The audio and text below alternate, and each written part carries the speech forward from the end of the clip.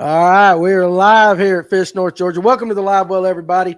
On this Thursday night, we are so glad you guys could join us. Got a great show in store for you. We got the Georgia Bassmaster in the house, Marshall Stamps. And it is Stamps, right? Yes, sir. It is plural. Okay. For some reason, all of a sudden, I went, I better make sure I say his name right there.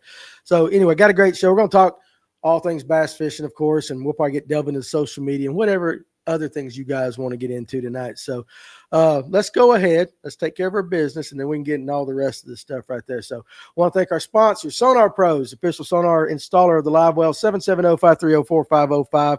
Trent and the gang off 369. Absolutely the best. If you've got a bass boat and you want it done right and you want it done where the pros get theirs, you take it to Sonar Pros. And, of course, we got our buddy Kevin with Lipsticker Fishing, 678-459-8419, Kevin at lipstickerfishing.com, or check out his Patreon at patreon.com/lipstickerfishing. And then we're going to go yeah, I got choked up right there. Sorry about that. That's all right. That's all right. And, of course, we got the best rod sleeve on the market. That is the Evolve Fishing Rod Sleeve. It is the best. You throw it in that rod locker, them hooks don't get hooked up on it. The guys that get them, they love them. You cannot get a better rod sleeve. Check them out here at Fish North Georgia. Go to evolvefishing.com. And then we got the best, absolute best, bar none, plug knocker on the market, the Money Saver Lure Retriever.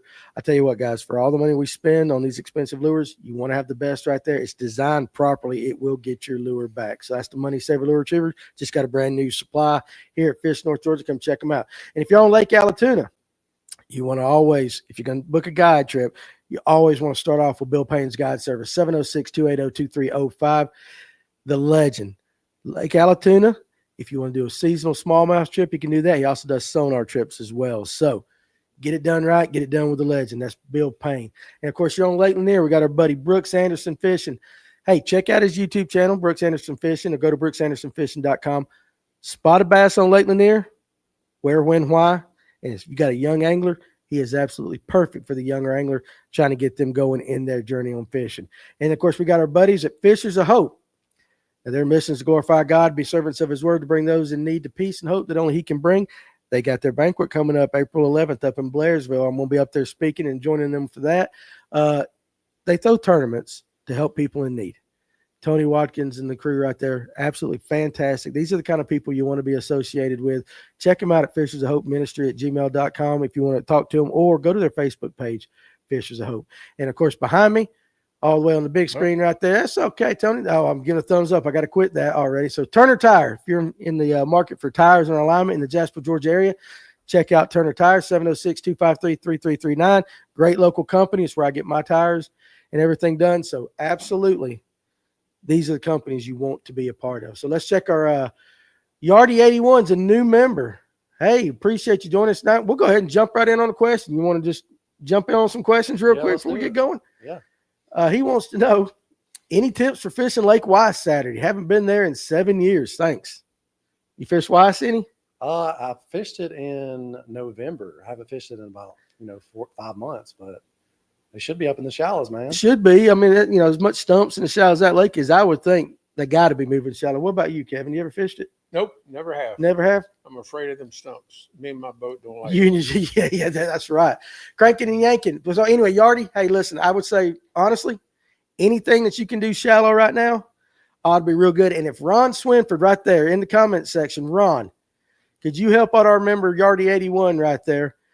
He wants some tips for Lake Weiss. And so if maybe you two in the comment section can talk it out right there. Ron knows that lake.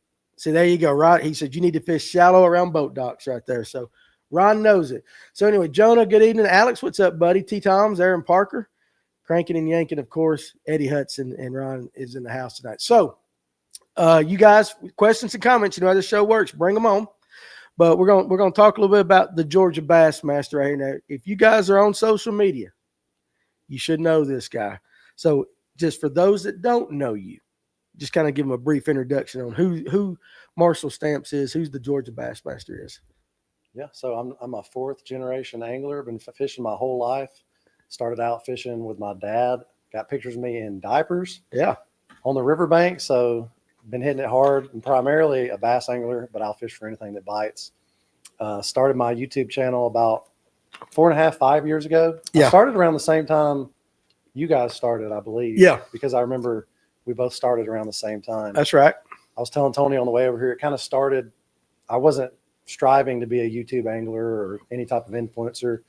I mainly did it just to like, I was telling people about 30-pound bags and fish I was catching, and they were calling me a liar. So I was like, okay, well, I'm going to have to start recording and uploading some of these clips.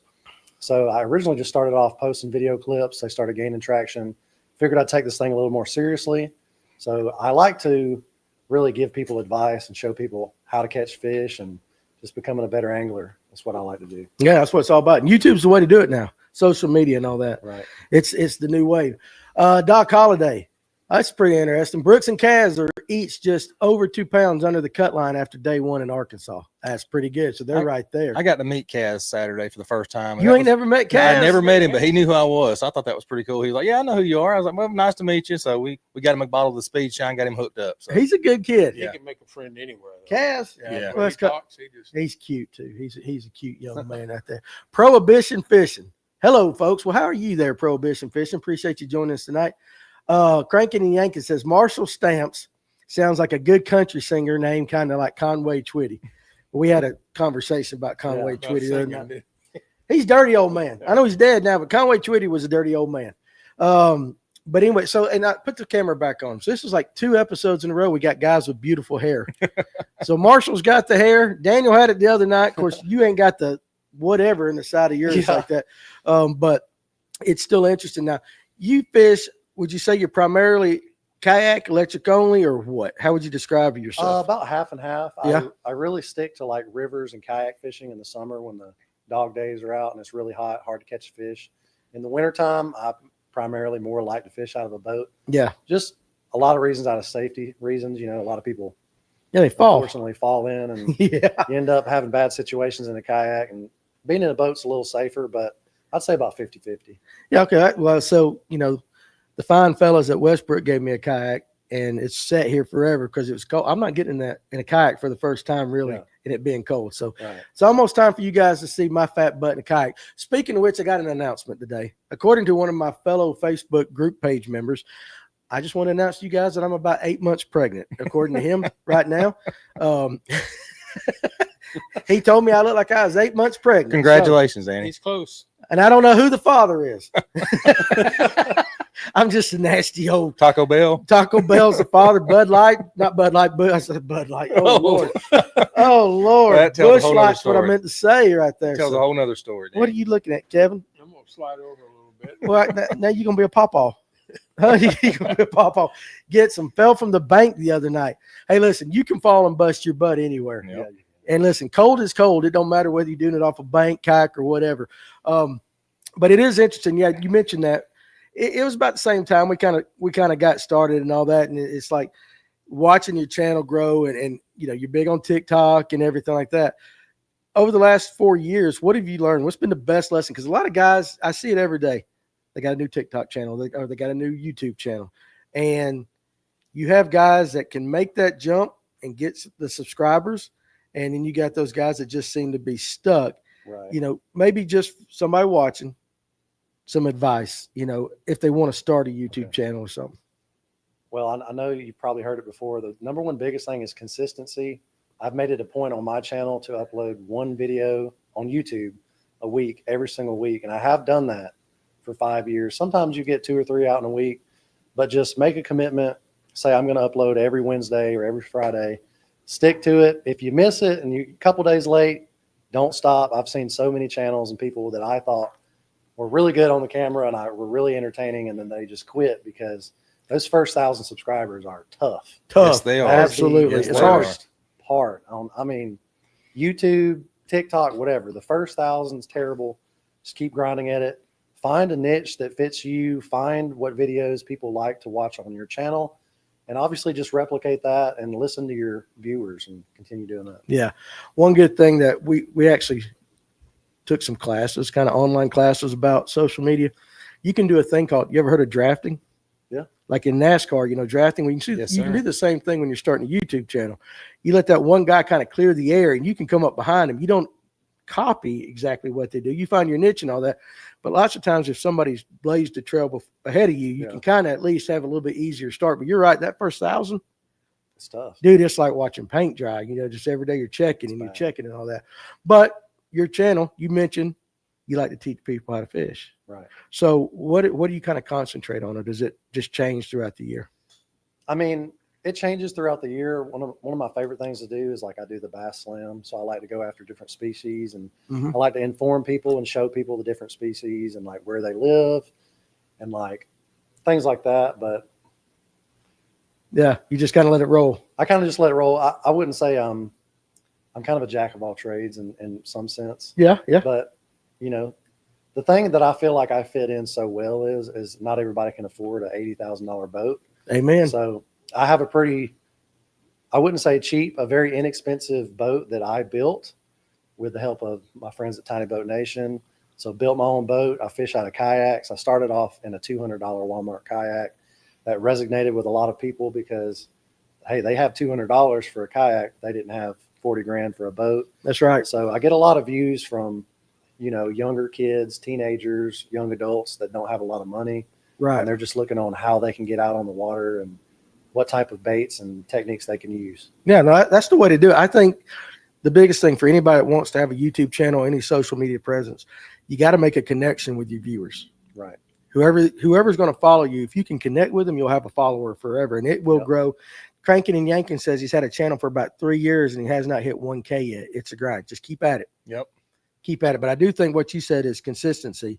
And I don't think people realize how hard it is just to do 2 podcasts a week and get a different. I mean, Tony will tell you, it's tough. It's And there's coming up some, with ideas and guests. Oh my goodness. yeah, and some days you don't have a guest and we just got to wing it, Yep. you know, but you got to keep doing it because if we take a week or 2 off, you can tell your momentum stops. So you guys, if you're into social media, just keep grinding, like you said. And shorts, short form content, Mm-hmm. anything you can do. If you record a 15-minute YouTube video, chop that booger up into 10 YouTube shorts if you can and blow it up. And That's it. that's a really good way to increase views, gain momentum.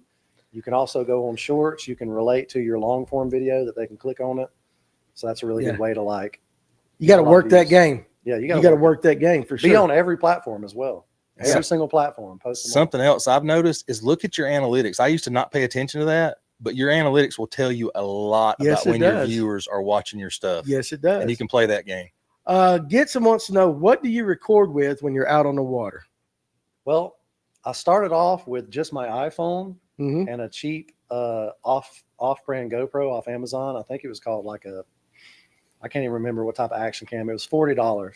That's what I started off with, recording, you know, all my intros with my iPhone and that. But now I eventually graduated into the GoPros. I kind of steered away from the GoPros. I'm on the DJI train now. Yes, Yeah, sir. no, Yes, it's sir. way better. Yes, sir. If you guys are looking for an affordable camera, the DJI Osmo 4s are $225 on Amazon for a really good camera. Yep. Yeah. And I have the DJI Osmo Pocket, which is like, it has a little gimbal on it. You can do all your videos on that. It's like $400, but DJI is really good. They're all compatible. They all sync up with the wireless mics. That's what I use now. Yeah, we got a bunch of GoPros here, but they are a pain in the ass and they overheat. Well, the DJIs do not overheat. Yeah. I put the GoPro Hero 11 on my son the other day, took him fishing, and I had the DJI Osmo 4, and his GoPro died, and I still had 35% battery. Yeah. So the battery lasts longer, and they do not overheat. During the summertime, my GoPros were overheating like this, and I was like, I got to do something else. So Yeah. GoPro's terrible about it. Now, if you can find an old GoPro Hero 5 Black, those don't overheat. Oh, really? Oh, no, them things will keep grinding. But the new, like 9, 10, 11, 12s, 13s, they all overheat. Really Right. bad. This daggum bug finding out my microphone is going to get killed before this show's over with. So if you see a sudden movement, I'm going to get him. It's that time of year. Hey, what are you gonna get them with? I'm going to get him with whatever. Okay. I'll slap him with my 8-month pregnant belly if I got to. So Ron Swinford says, I have no ideas how you guys do it, to be honest. Well, you know, I'm right there with you, Ron. we just do it. We're just slightly off-centered people, and we can, you know, we can talk to anybody, can't we, Tony? Yes, we can. We can talk to anybody right there. That's not downplaying our guests. No. No, we have great guests, but we can talk to anybody. Cranking and Yanking, probably the Akasa EK 7000, same one I started with. So that's the camera he uses. I have no idea. I don't do the camera stuff. Josh always does it. Those are those cheap Amazon ones I Oh. started. Oh, with is the that same what it thing. was? He's talking about the Mine, Amazon? I remember it was called an 8-man camera. It was like $40. An 8-man And camera? It was terrible. I swapped over. Terrible. I swapped over to the DJIs back in November, December, I went out pre-fished, caught 14 pounds for the tournament the next day, went to go download my footage, and it was nothing there, and it was showing recording the whole time. So I went DJI all the way. Oh, yeah. Yeah. Far Dog from Southeast Oklahoma. What's up, guys? Guys. What's up, Far Dog? We'll do it that way. All right. So we kind of got your base. So real quick, while we got everybody, go ahead and tell everybody where they can find you on social media, and then we'll get into talking about fishing a little bit. Yeah, so I'm on YouTube, TikTok, Instagram, Facebook, all under the name Georgia Bassmaster. It's pretty easy to find. Just type in Georgia Bassmaster. And I always have to note this whenever I'm on any show. I don't self-proclaim to be the Georgia Bassmaster. The way that started off is in high school, I would show up late. Like I'd skip school or whatever to go fish or something. And people would say, "Here comes the Bassmaster." And yeah. people would make fun of me, calling me the Bassmaster. So I started my name, the channel with that. And so it's kind of just stuck. So. But don't let that fool you. Oh yeah. The man can fish right there. Cranking and yanking. What's up, John G. Wilson? Pull up Cranking and yanking. You recording 4K, 5K question mark for YouTube. I always use 1080p. Okay. So I record 4K on my chest mount, 4K on like pretty much everything. My back camera, I run 2.7K just because like frees up a little bit of space, but then you can render it in 4K. But I do 4K, but if you're just starting out, 1080p is fine. You don't need to go 4K. If you don't have a very good computer that can't really render that, 1080 is fine. Don't feel the need to go 4K. Right. If you can, if you have a really good MacBook Pro or something with the drive to do it, go 4K, but 1080 is fine. Yeah, for sure. Tim Wyatt right there. You think 1,000 people would watch videos of me wandering around the Lake Lost like last year's Easter egg? Yes. Yeah. Yes. Yeah, I would watch Tim. Yeah. No, I mean, but seriously, you'd be surprised. I'm telling you that you could just put a camera on you going around the lake and just people will watch just for that one moment. Or if you do it live on the water. I was going to say some of my best videos are fail videos, like where I screw up. Oh, hell, that's all mine. It goes through the roof. And not only that, you guys can attest to this. I know you've had it happen. I'll have videos where like I catch like a 30-pound bag and I'm like, oh, this video is going to blow up. Yep. And it doesn't do good. And I'll have a video where I maybe just go catch some dinks in a pond or something. And for some reason, the video does good and people like it. So just record what you can record and upload it. That's the thing is like I'll cut a short or something and I think it's funny or just this is perfect and that won't get no views. Yeah. And I stick something on that's just dumb as hell and that's the ones that blow up bigger than all get go. We're watching Danny freeze the internet. So is it freezing? I hope not. It shouldn't be. But freeze from the internet maybe. Sorry to hear it. Far Dog. Oh man, so they had all that weather up there in Oklahoma. Safe from tornadoes, but not flooding. It's going to get worse over this weekend. Well, I hate to hear that for sure. Some of them people, there was a bunch of bad weather out that way. Yeah, be safe.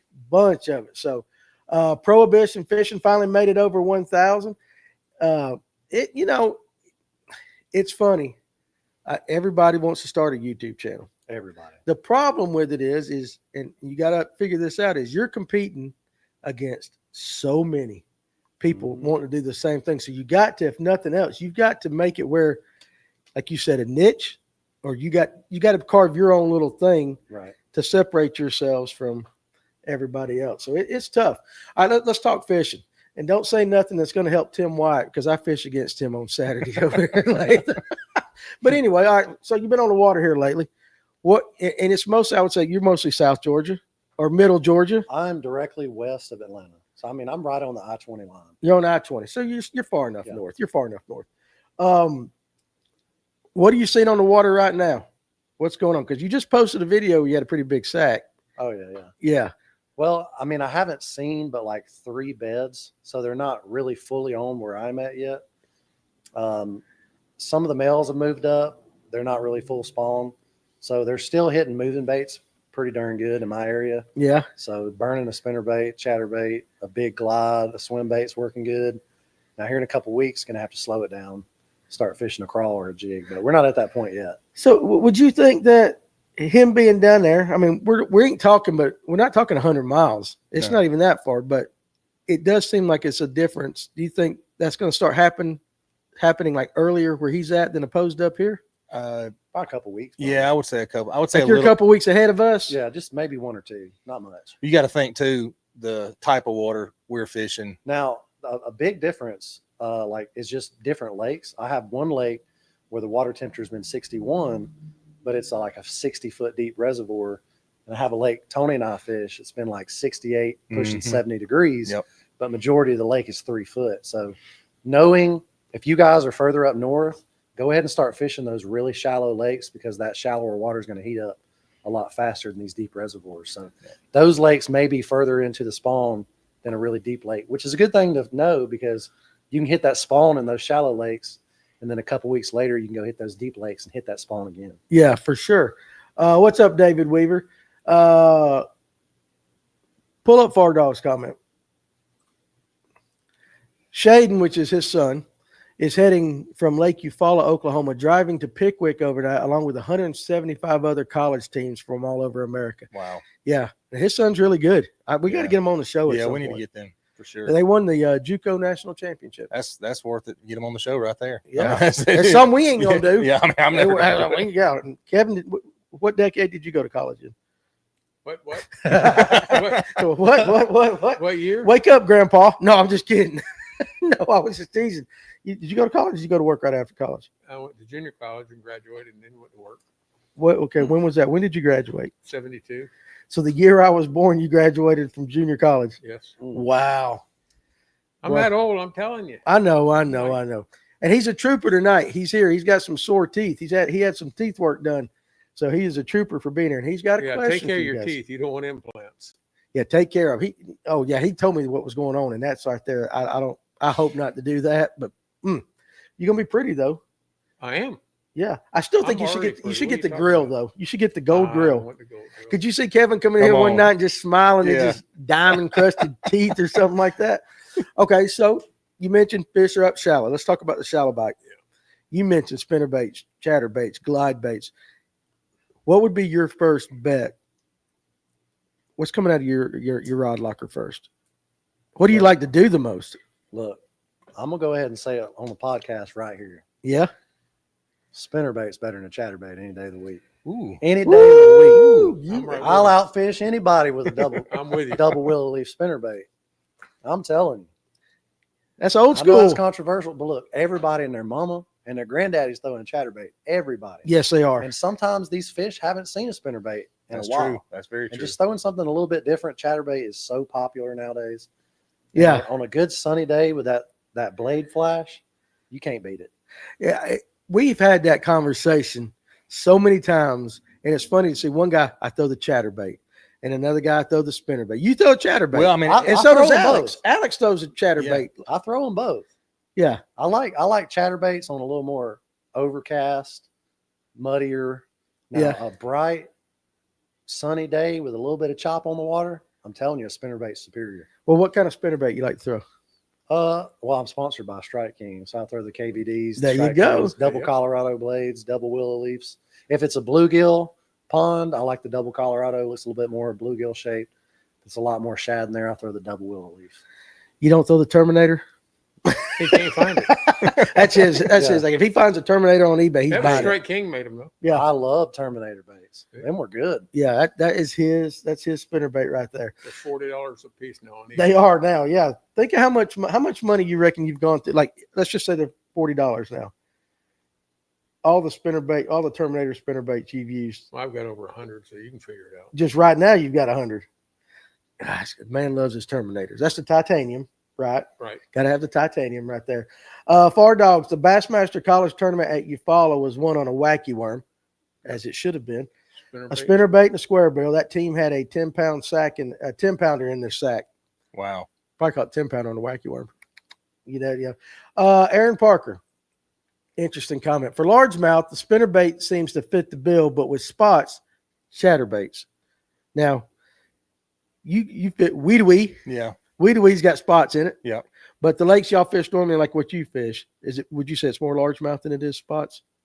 For the most part, a Yeah. lot of anglers in my area, you know, these Alabama spots, I know y'all talk about it on the show, they're invasive to a lot of the river systems that we're at. So a lot of the times people in my area just chunk them up on the bank. I know. I And, know. I mean, I know people that's chunked out 800 of them in a year, and Yeah. you'll just see them dead on the bank. So a lot of our lakes don't have as many spots as Wadaway does. Yeah. We still do have spotted bass in our area. What do you think about that comment that, spinnerbait seems to be better for a largemouth than chatterbait for a spot? I mean, I still think they're pretty close to equal, but there might be some merit to it. Yeah, okay, that could be that. David Weaver, you get strike number 1 tonight. Dang you. What about Danny's favorite lure, the whopper plopper? Tell me you don't throw no daggone whopper plopper. Hey, Here we go. I throw the 190, You throw the big one. the big one.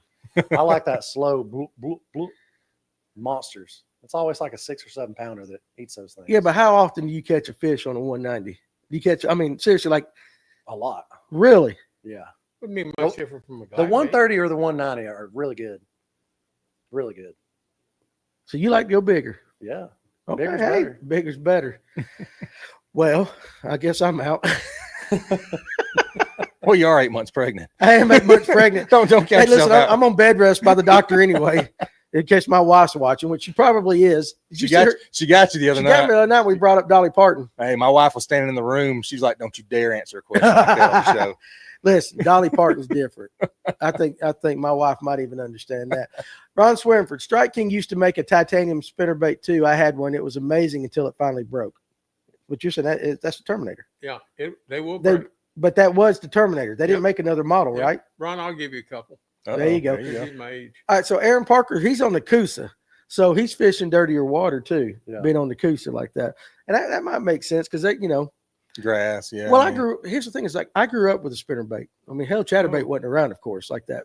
It's funny, they've always caught fish. Yeah. They've just always caught fish, but the latest, greatest thing comes along and people change. Yeah. And sometimes if you would just stay true to something, guys catch. Wasn't that MPFL tournament one on a spinnerbait? Yes, it was. Yeah. Jason Christie. Yeah, I saw he Wasn't did. it? I think Yeah, it it was spinnerbait. Christie. Yeah. Yeah, he was throwing a spinnerbait. Read the next one. Hey, Far dog. Far Bill, dog. Bill Dance caught his PB on a spinnerbait, so that's good enough for me. Absolutely. Far dog. I called it right here, Tony. He did catch the 10-pounder on a green pumpkin wacky worm. There you go. Ocho. People think I'm crazy, but the wacky worm catches fish. Now, Tim Wyatt says it totally depends on the watercolor. And I Yep. think he's going back from spinnerbait to Right. to the Yeah. chatterbait. Real muddy, really muddy, like chocolate milk. I like chatterbait a little bit better. Yeah. But just if you got about 2 foot of visibility, I love a spinnerbait. Yeah. But if it's real chocolate milk, a lot of grass, I'm throwing a chatterbait. Now, how about this question? Like the structure you're targeting or the features in a lake, is there something that would make you, let's say if all things equal, is there something that would make you throw a spinnerbait in this area, whereas you would Yeah. throw a chatterbait in that area? Yeah, like I was saying, I much prefer a spinnerbait around wood, trees, stumps. Yeah. Something about them, I don't know. It's just they pull over stumps better than a chatterbait, in my opinion. They than do. a spinnerbait does. And then the chatterbait works way better, especially in hydrilla, pulling through. Give it a couple pops if it gets caught and it comes right out. So that would be the features I would look for. Yeah. Now, I got some of those the new Spro. You can't say chatterbaits, but the new Spro, the poppers, the hoppers, or whatever. I got them coming. I'm looking forward to testing them out because it is true about a chatterbait. They don't come through wood very well. No. No, they roll. That's why. Yeah, you're going to get hooked up right there. Alex wants to know: would you rather catch a 6-pound spot or a 10-pound largemouth? Well, considering I've already caught a 10-pound largemouth and I've never caught a 6-pound spot, I got to go with the spot. That's fair enough. What about you, Kevin? I'd go with a spot. I've caught over 10. Okay, so you many go with. times. All right, Tony. What about you? I'm going largemouth no matter what, just because there's something I've always been in love with a largemouth, even though I've never caught a 10-pound largemouth or a 6-pound spot, but I'm going largemouth. Yeah, that's the way I am too. Like I would go with the largemouth. Yeah. Just something sexier about Hey, a big old. They're beautiful when they come out of the water. But you got to catch it. Listen, you got to catch it in the right time of year because you don't want to catch it like in June where it's got a 13-pound mouth and a 10-pound skinny body. If it weighs 10 pounds, I don't care what it looks like. You don't care what it looks like. I got you. I got you right there. James Weber, appreciate you joining us tonight, buddy. I'm fishing Lanier on Monday. Supposed to be thunderstorm Sunday and a drop in temperature. Any advice on fishing cold snaps during the spawn? I would say this about Lanier right now with the spots. I don't think it affects them near as much. I don't know about the largemouth, but right now you could probably go anywhere. If the spots have moved up, throw you a wacky worm or a shaky head anywhere they're supposed to be. they'll hit it. Depends on how much lightning they get too. Well, yeah, but if he's fishing the day after the storms, but if he's They'll fishing, still pull off. There's a lot of lightning. just pull back a little bit. Yep. Okay, well there you go. I still think though, right now, from what guys are telling me coming in the store, and I'll talk to that Lanier's on fire right now. And I've heard the same thing about Allatoona, and I'm sure the lakes you guys are fishing down there in the flatlands are probably the same way too. But hey, definitely just go. Definitely go. Captain Jay Morgan, what kind of trailer, Bassmaster? Yeah, if it's a chatterbait, especially this time of year, I like to beef it up. I'm throwing like a 4.8-inch Strike King Rage Tail swimmer or the 5.8s. Hot dang, you go big. Man, I'm telling you, a 5.8 swimmer on the back of a chatterbait this time of year, it'll hammer them. But you can't put one that big on a spinnerbait just because of the action. So normally the biggest you can run on the back of a spinnerbait is about a 3.75. So Yeah. I normally run a 3.75 on a spinner and then a 4.8 or a 5.8 on chatterbait. This time of year, as it gets into summertime, I pull it back down to about the 3.5s. Yeah, okay. But you're going for that big bite right now. I'm telling you. The 4.8s, if you haven't put one on the back, throw it this weekend. I'm going to be throwing a spinnerbait with a 4.8 something on it all daggum day Saturday. So, hey, it's going to be hero or zero, baby. Hey, listen, somebody taught me into throwing the dang 6-inch swim bait I'd never thrown in 5.2. I mean, wrecked them for a couple of weeks. Yeah. Straight, so it happens. But if I zero, it's Marshall's fault. I'll take the hit. I'll pay for the gas and everything. You ain't got to pay. It's like 175 yards from my front door. Like I'm fishing at Latham this week. Like seriously, everybody's going to be there early. I roll out about 7:10. Yeah, I'll be up there. So, let's see. Far Dog, I started the dolly fiasco and laughed my butt off the whole time. I bet. It's your fault. It's your fault. Now, listen, I will tell you guys this. When I got home, my wife, first thing she said to me, don't you be talking about Conway Twitty like that. She loves Conway Twitty. She goes, don't you be talking about Conway. Hey, did you find the guy in the woods?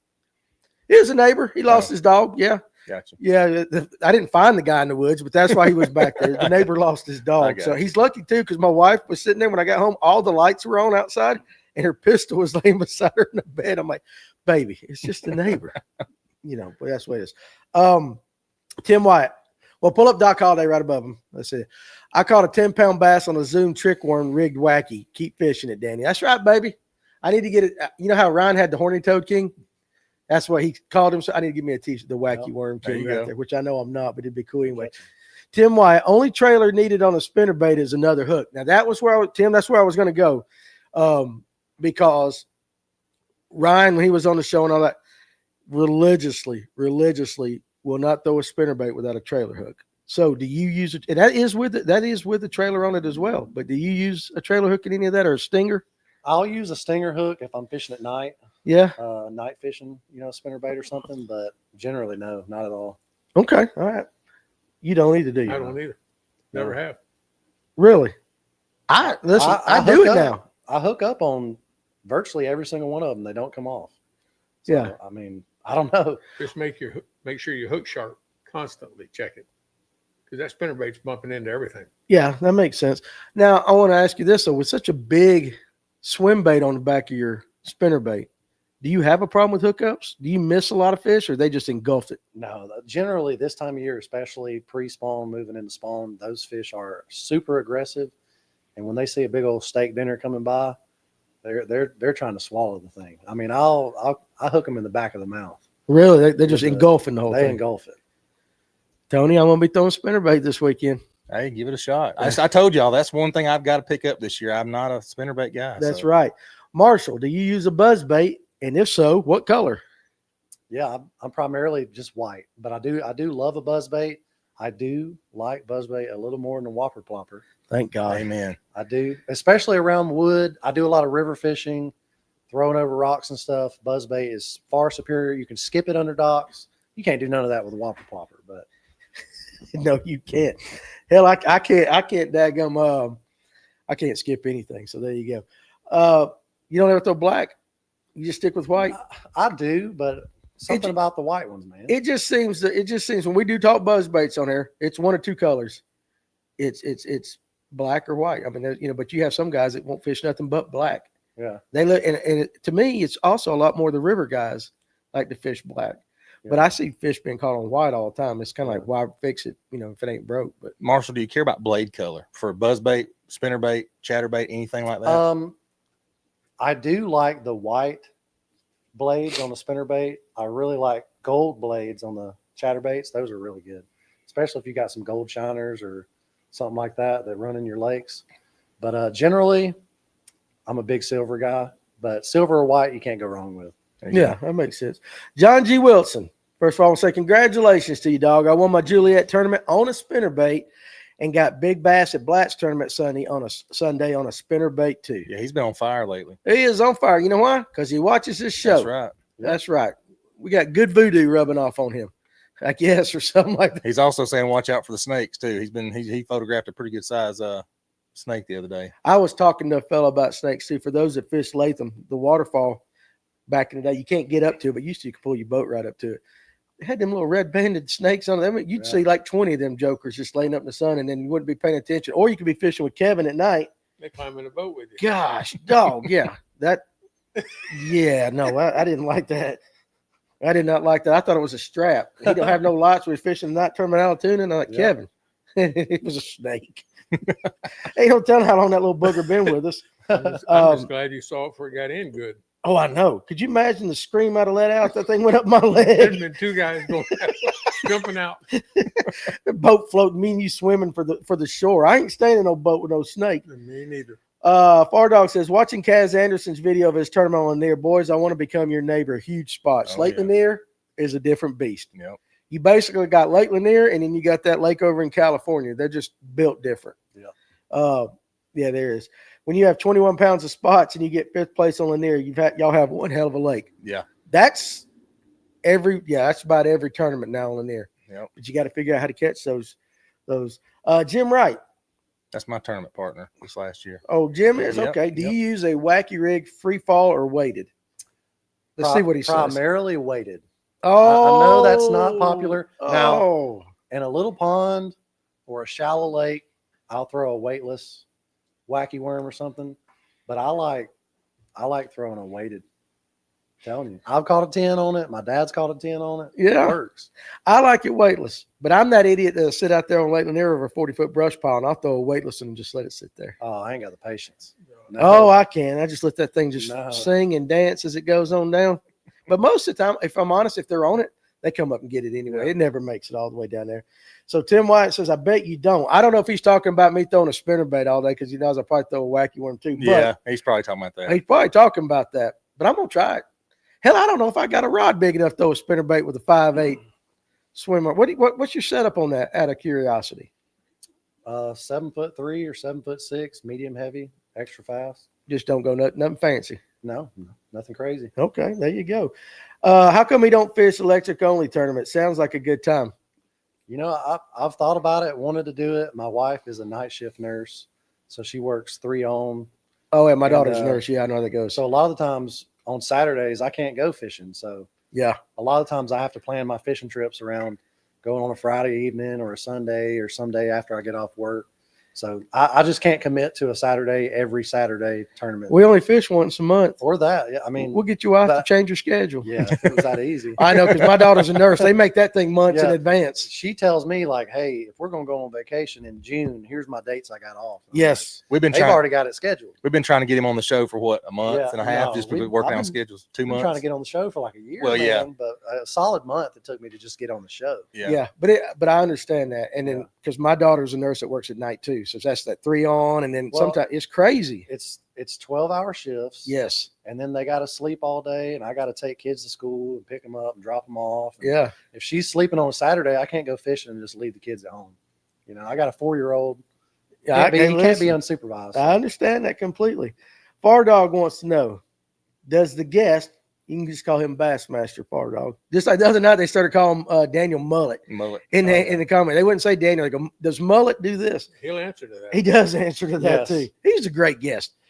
Does the guest ever use a big 1-ounce spinnerbait or a 3/4 ounce with a single willow leaf?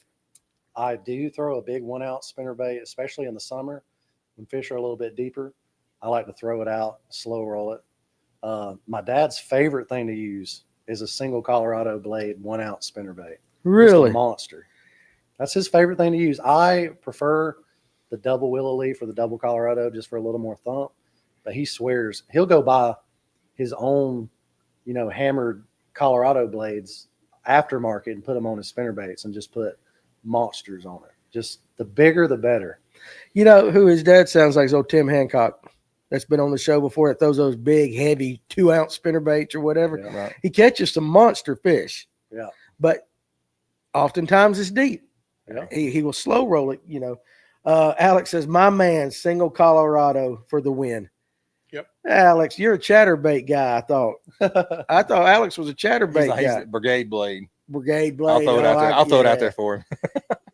I say, Aaron Parker, my wife's a nurse too, and we have a 4-year-old triplet girls. Oh boy. Good night. Triplet girls. Imagine my life. We live on the water though. Now, yeah, Aaron, I don't want to imagine that, to be honest with you. So just wait till them things are about, I don't know, 15 years old and you're living in a house of estrogen. Aaron would be in my prayers tonight. Yeah, let's stop, take our hats off and pray for Aaron right now. But that, it's one thing people don't appreciate about nurses. And then of course, cops, they all follow that schedule too. That 12-hour shift. Yep. That's tough. Yeah. That's tough. And then my daughter likes working at night because number one, it's less doctors and less patients, parents, because she works at CHOA, Children's Healthcare, and she doesn't have to deal with that as much. But still, 12 hours and you do like 3 straight days. Yeah. You're packing a week in 3 days, and then you might have 4 days off. You might have hers. Sometimes she'll have 6 or 7 days off, and then she'll work like a double and then a triple, and it's all messed up. You can't really plan on your side. I know what you're saying why you can't, because it's really tough. Yeah, no kidding. Start a GoFundMe for prom dresses for Aaron. Listen, he's not lying. Hey, I'm ours. Yeah. I got a house full of women. Think about that. They're going to all hit 16 at the same time, prom at the same time, birthdays. Aaron, that might be a good idea. We might need to do that. Listen, bless his heart. He's not going to have any time for fish. And you know what? He'll learn this. They're all going to cycle together too. Any of you guys that got a wife and a daughter right there, that monthly bill all starts coming together at the same time. I'm the only man in my house, so you know what I'm talking about. What you're talking about. My daughter in Virginia can come in and stay for a month when she's out of school, and I'm telling you, within 3 weeks, and I was like, it's just some fluke of nature, man. And then all of a sudden, it's like hell week. Yeah, It's good. We love you, Aaron. We're praying for you right there. So, David says, start them fishing so when they get older, they want to fish. Absolutely. Alex says, at night, Danny, that Colorado blade is money. Yep. Yeah. I don't fish that much at night, though, but I get it. John G. Wilson, what is Bassmaster's favorite night fishing bait? Hey, I love throwing a whopper plopper at night, a buzzbait at night. And if it ain't top water, I'm just dragging a big 1/2 ounce, 3/4 ounce jig on the bottom. Yeah, sir. With a really big crawfish trailer on the back. Yeah. Just slow. And they're either up top eating shallow or they're on the bottom at night, generally. Yeah. No, that makes perfect sense. What do you throw at night, Kevin? I throw a 3/4 ounce black spinnerbait with a single Colorado. Yep. That's a good one. And a jitterbug if it's real calm. Oh, That's what I wanted him to say. He throws that old jitterbug. Jitterbug, hula popper, boy. Now, All them. so John Aldred was up here earlier, and Spro makes a bait that's got these 2 metal wings on it. I forget what Spro calls it now. The one he had was not a Spro. It was a different brand. But good Lord, have you ever thrown one? You know what I'm talking about, those type of baits? And he had one that looked like a bullfrog, and it was probably a 2-3 ounce. It was a heavy thing. But you ever throw anything crazy like that? He says he catches big ones on it all the time. I do. I'm not sure what size it's called. I do have an oversized jitterbug that I throw.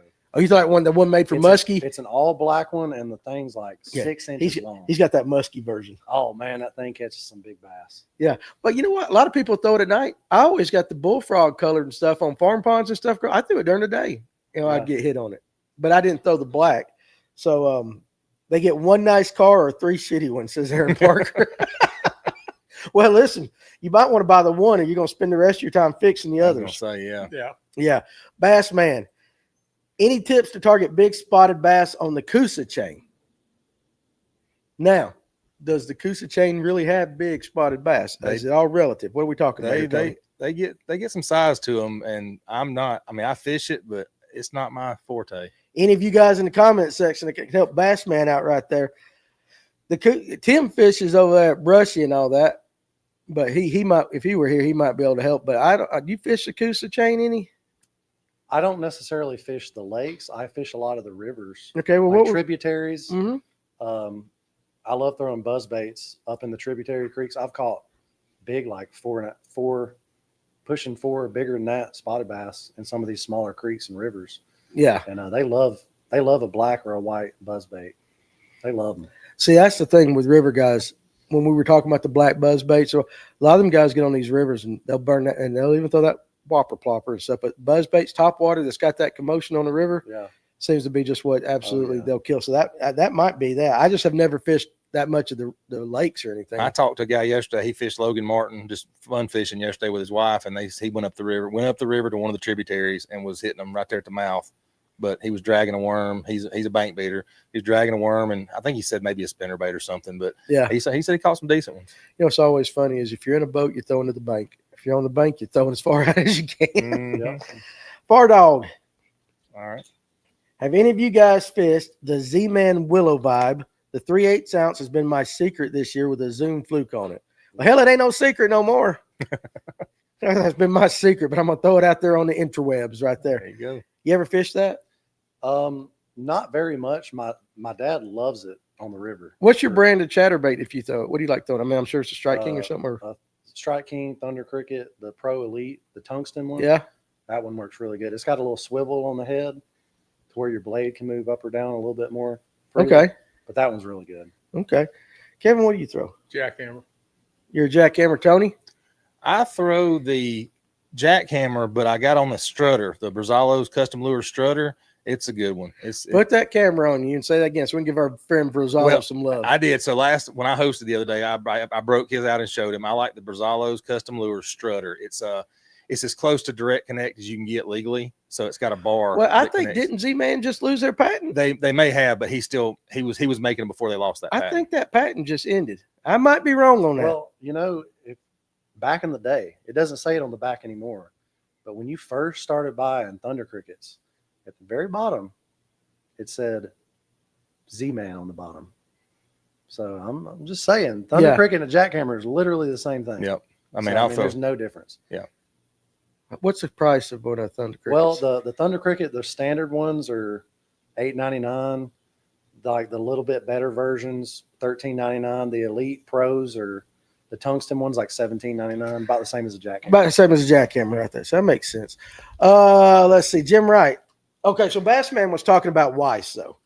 Now, again, Bassman in the comment section is a fellow by the name of Ron Swinford who fishes over there a lot. And he would be able to help you out on that. So, Ron, if you're still there, because the Braves aren't playing tonight, and right now nobody wants to watch them anyway, could you help out Bassman with that? Jim Wright, I saw a 532 spot weighed in Jordan last Saturday. And John Otter, the one I was telling you about, had that funky thing. It's the Spro Creeper. That's their crawler bait like that. So he also wants me to buy some rats. Oh, yeah. I'm going to throw some rats for him. He also said I had the Sensei swim baits crawler up at the shop. That was the one he had today, looked like a bullfrog. Mm-hmm. So that was their version of it. So, but Bassman, hopefully Ron will help you out with that. Aaron Parker says we've got plenty of 5-6 pounders in Logan. They're there. Oh yeah, they're there. You know the reason probably why I said that is because we're used to that over here on Lanier. And so when people say big spots, it's kind of like, you know what I'm saying? It's like, just like they said, if you ain't coming in with 20 pounds on most tournaments on Lanier year round, you ain't cutting a check. The Lanier spots are a different breed of spot. 14 inches, 3.5 pounds. Yeah. I mean, I don't care what anybody says. If you've never fished Lanier, go with Kevin Underwood. Yeah. On a topwater day and watch what those spots do. It's I've never seen a 5 or 6 pound fish chase another fish trying to tear the lure out of its mouth like that before. It was unreal. Oh no, it happens. They wolf pack like crazy over there too, and they will fight for it. Oh yeah, they every bit of it. They will. So Steven Sturgeon, anyone still throw a scrounger? I throw a scrounger all the time. I have. I love a scrounger. You like them? I don't know if I know what that is. Oh, it's that little jig head. It's got that big piece of plastic that sticks upwards, Looks like a willow leaf piece of plastic in it. wobbles and everything. No, I've never thrown one. Put a little fluke on the back of it. You ain't never thrown one? I've always thought about buying them, but I've never picked one I up. tell you what, listen, boys. I shouldn't say this. You go and Latham at certain times of the year, and you put a full-size white fluke on the back of a scrounger head, and you slow roll that thing in certain spots, you will get tagged. That's a good night Yeah. bait. And you know what? I catch more largemouth on it than I do spots. I can see it being a hot bait because I mean it's almost the same type of action as a chatterbait type deal. So. Yeah, it also works on Lake Allatoona. Of Hmm. course, never on tournament day. Which, hell, no, I can tell you some great stuff, but tournament day, They don't hang up to you. they don't Too know. much easier You can at all. you can Yeah. kick rocks with them things and bring them through some stuff. You sure can. The problem is I don't sleep on the night before a tournament. I don't get good rest. I don't either. Can you sleep? Do you fish any tournaments at all? Hey, the last 4 tournaments I fished, except for the last one, the 4 before that, I won. Yeah. So I'm on a pretty good little streak right here. But I do a lot of the, I like the kayak river tournaments because it's all digital. Yeah, You measure your fish online, you let it go. Yeah. Those are fun. yeah. But do you get nervous before a tournament? Oh, well, another reason I stopped fishing them is even when I won, I stayed so nervous and so stressed. Yeah, Even when we won, I didn't enjoy it. yeah. Like I was just on edge. Well, see, I know I'm not I'd going like to have win. that feeling, wouldn't you? Yeah, for sure. Like I know I'm going to win it, but I know I'm. Listen, I didn't know I was going to win it. like I like I like to be stressed out from winning. stressed out from winning, right? Yeah. So I'm mid pack. I enjoy just going to hang out with the guys and That's see what me. they catch. That's me. But I still Friday night tournament Saturday morning, I can't sleep. No. I'm up 2:00 in the morning. I've done put line on my rods and reels 3 different times. I'm watching some kind of infomercial, and I have to take my Adderall earlier so I can stay up for the tournament and all that. It's just like I'm terrible. And here's the thing: is like I know that given my performance, I'm not going to win the thing, but it's still fun. Let's see. Now Tim Wyatt right there says, okay, so he's verifying what I said. Yes, now anyone can connect the blade directly to the head. So they lost that patent. I thought that was correct. Yes, sir. Fishing. Appreciate you joining us. Now, what baits do you use to target females that have spawned recently not far from their bed? So these fish have already spawned. I like a big jointed swim bait, big glide bait. In general, a lot of times when these, like the females lay their eggs, they don't eat for a while and they get skinny. And finally, eventually they get in that mode where they just want a big steak dinner is what I call it. So I like to throw a big glide bait or something. Or that's when I start, beefing up on the worms, using like a 12-inch man's jelly worm or something. Yeah, I love those. really. Yeah. You still can find them at Walmart every once in a while. They take Yeah. up half the aisle right there. They them big old jelly worms right there. Patricia Smith. Well, I'll be doggone, Patricia. How are you doing, hon? How did he get the name Georgia Bassmaster? He said it earlier, but let's say it again one more time. Because he's awesome. Yeah. So, No. like I said earlier, I didn't ever call myself that. People would make fun of me and call me, "Oh, here comes the Bassmaster," making fun of me in like a derogatory type way. So I just named my channel that and just kept rolling with it. So eventually just stuck. I wanted to change it to like Fishing with Marshall or something like that. Yeah. Like everybody does, Fishing with so-and-so. Yeah. And then I put out a poll asking everybody and they were like, "Don't change it. Like it's too late." Yeah. You know. You've already got that. Good call. Good call. Yeah. You got that brand. So Philip Hutchinson loves scroungers. Alex Purrs, scrounger with a fluke. And then let's see, going down to Philip, and I'll come back to James Weber right there. Philip Hutchinson, throw a fluke on the back of a scrounger and go to town. There's something about a fluke on a scrounger, just that tight wobble as it comes through. I can And pick some up. you can downsize if you're on a spotted bass lake and you want to, you can put on like a fluke junior, something really small, just like you would an underspin. Oh, yeah. You can downsize it, but I like a full size fluke. When they're on it, they'll load up. Mhm. They will load up for sure. James Weber says, "I'm fishing with Kevin for the first time on the 21st. Can't wait." Dude. Now, is that you or Underwood? That's under. What do you mean? But James, I'll fish with you. There you go. That is going to be a good time for you. You're Yes. going to learn if you will pay attention to what that man does. You will see things. Just watch him. Even if he's explaining it, though, he's going to fish with you. Watch him. Yes. He's talking about Underwood there, Kevin. If you fish with Kevin Thornton right there, I'm telling you, just watch him. Watch him. Just watch him. You'll learn some. Except for if he goes to the back of the boat, then don't watch him. Don't watch him if he go. Yeah, don't watch him. Kevin goes to the back of the boat. Just keep your eyes forward It's a brand I can't shed. He takes all his clothes off to go to the bathroom off the back Yeah. of his boat. He strips like buck ass naked. Wow. Yeah, I don't know why, but he does. It's just his thing. He ain't never going to live it down. Nope. We need to put that on your gravestone. Here lies Kevin, buck ass naked. That's what we should do. That's what we should do. Along with some other things. Along with yeah, but I like that. I like that.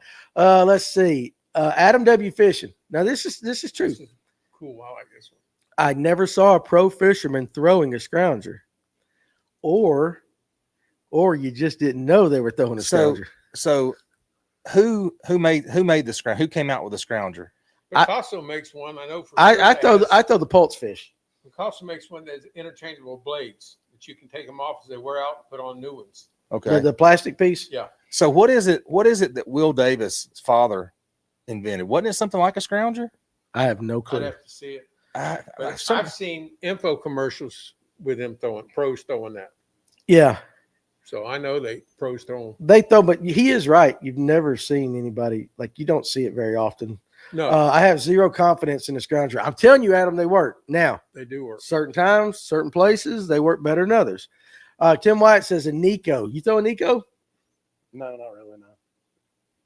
You don't throw a chicken rig or anything like that? Mm-mm. Do you throw a shaky head at all? No. Because you're probably more in largemouth. If Like, I'm on downsize, I go to wacky rig. That's about as close as I get. yeah, okay, there you go. I like that. But Nico's deadly. And if you rig it the chicken rig way, like old Dave, our buddy Dave does, and you get over on Gunnersville in that grass, it'll come right through it. It's perfect. John Aldred, Magnum sized baits make some awesome oversized worms.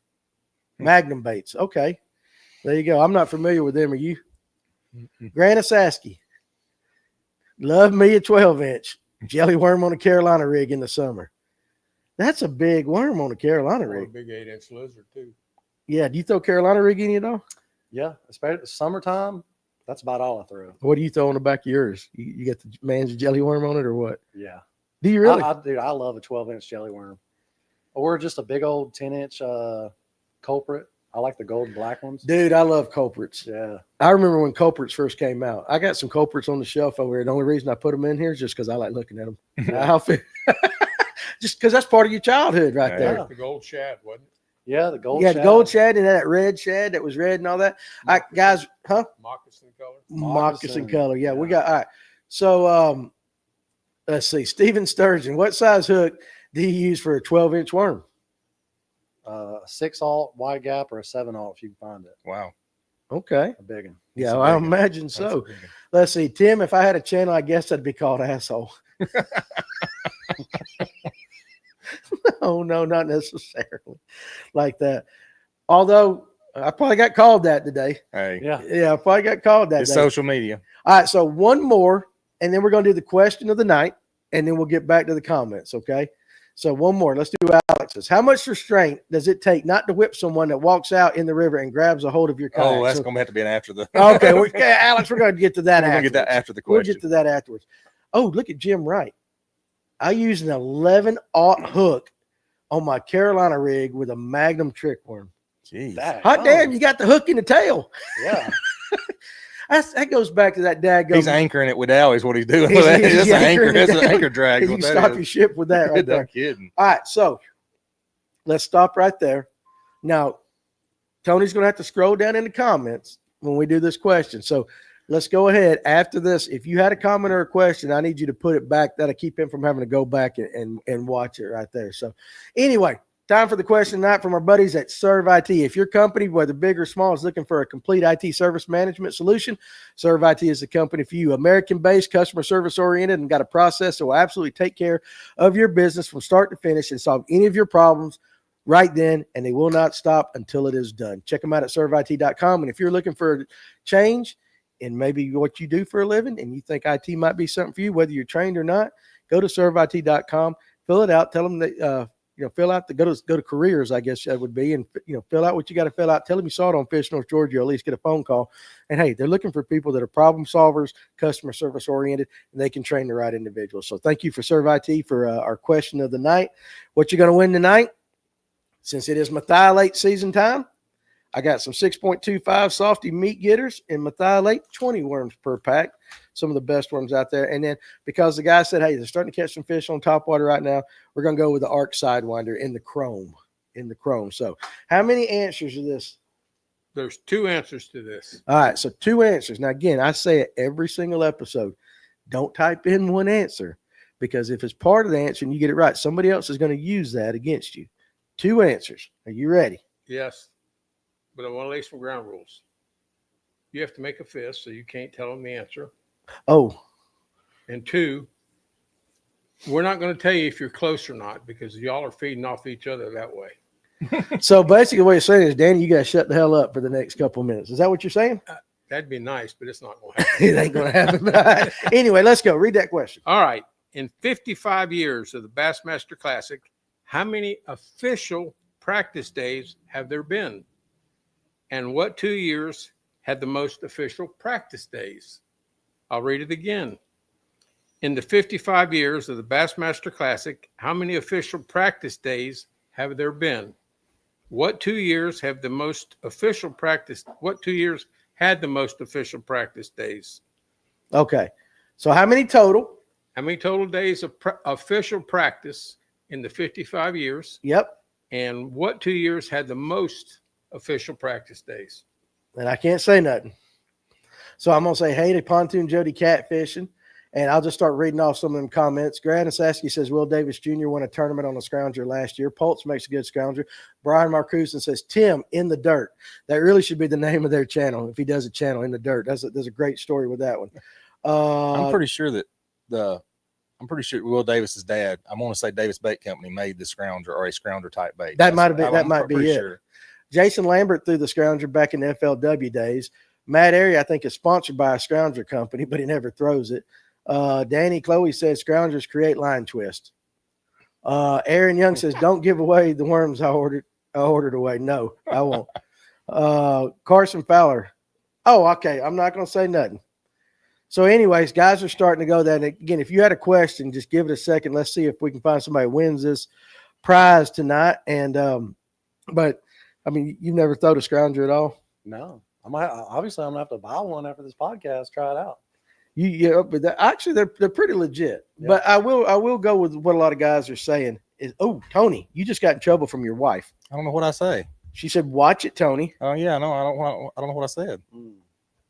Did I say something that might get you in trouble? I don't know what I said. You have to be more specific, because I don't know what I said. Now, Christy, text me, because I'm not sure what I said. Christy, what did he say? She might be behind. She may not have. She may be something way on. She's back on Dolly Parton. I guess, but I was. Aaron Martin's made the Scrounger famous, and that's what. Yeah, Tim put it up there earlier today. He said Aaron Martin's. Yeah. And so you guys keep going. We need to know how many total practice days has there been in the 55 years of the Bassmaster Classic, and what? No, we're close. And I'm not going to tell you which one's close. He's getting grumpier in his old age. So where was this information found at? Can we say that?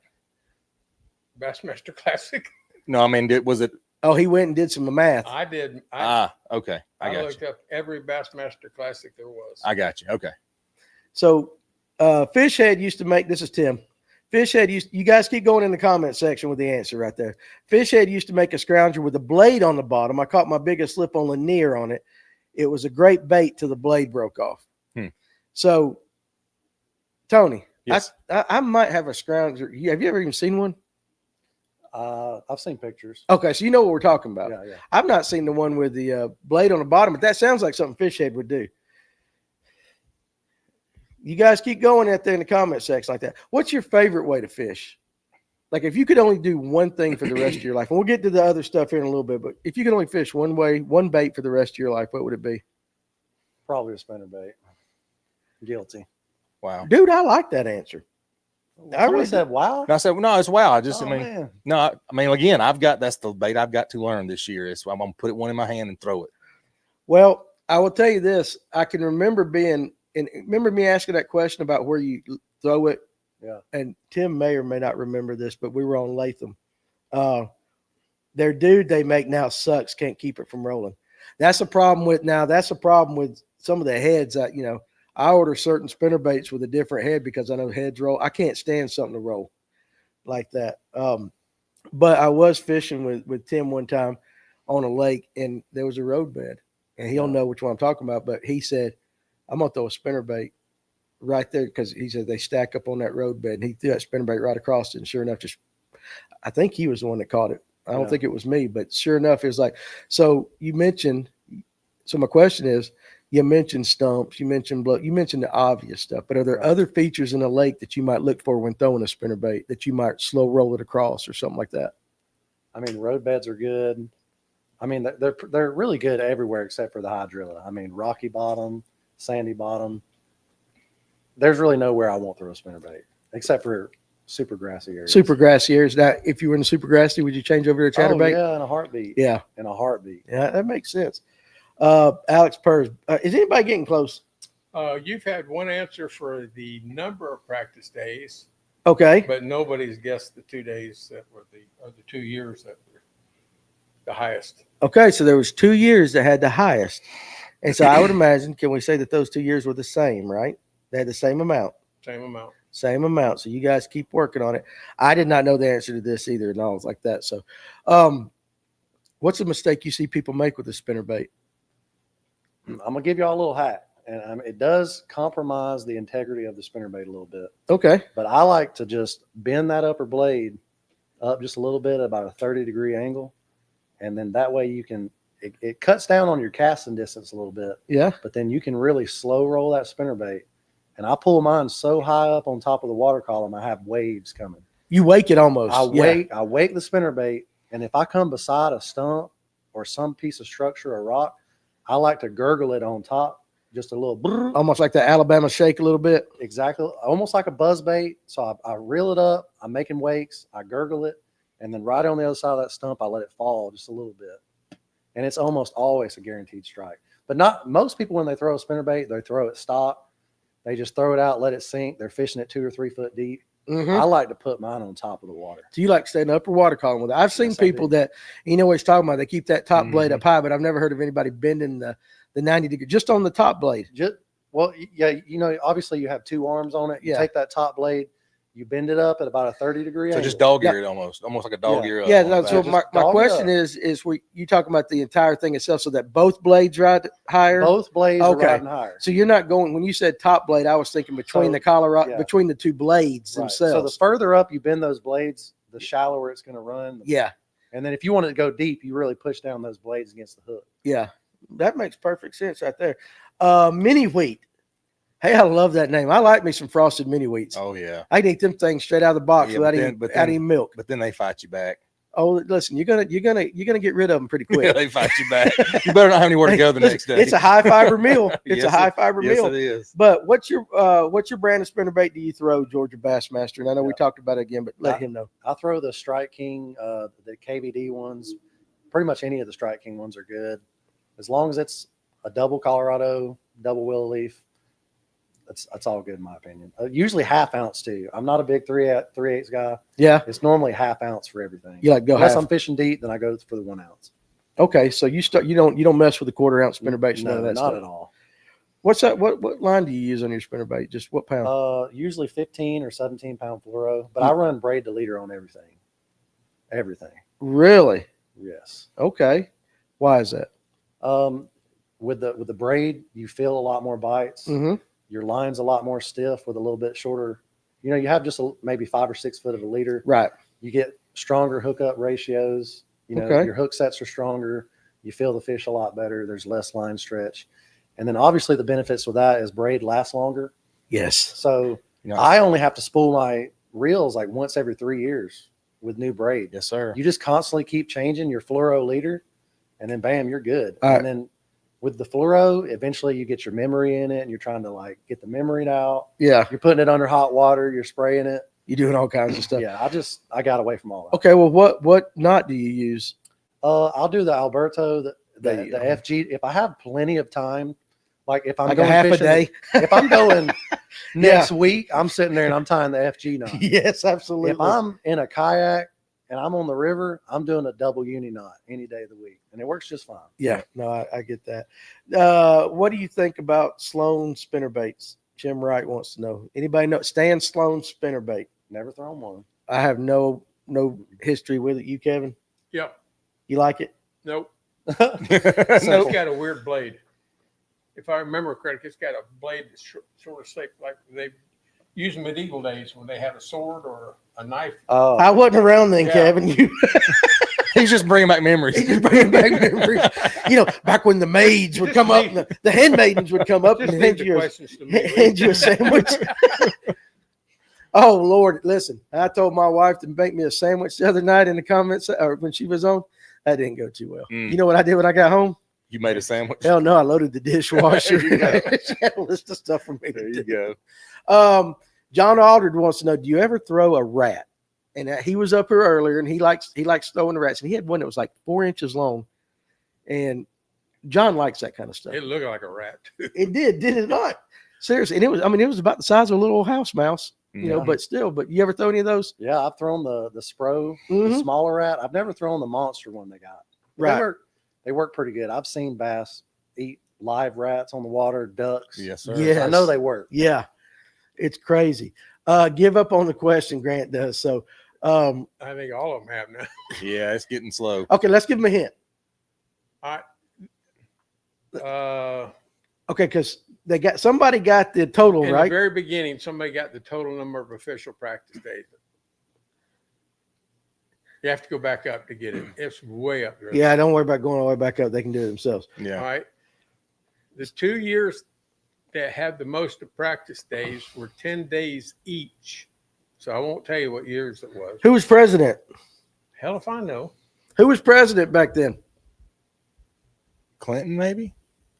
Clinton?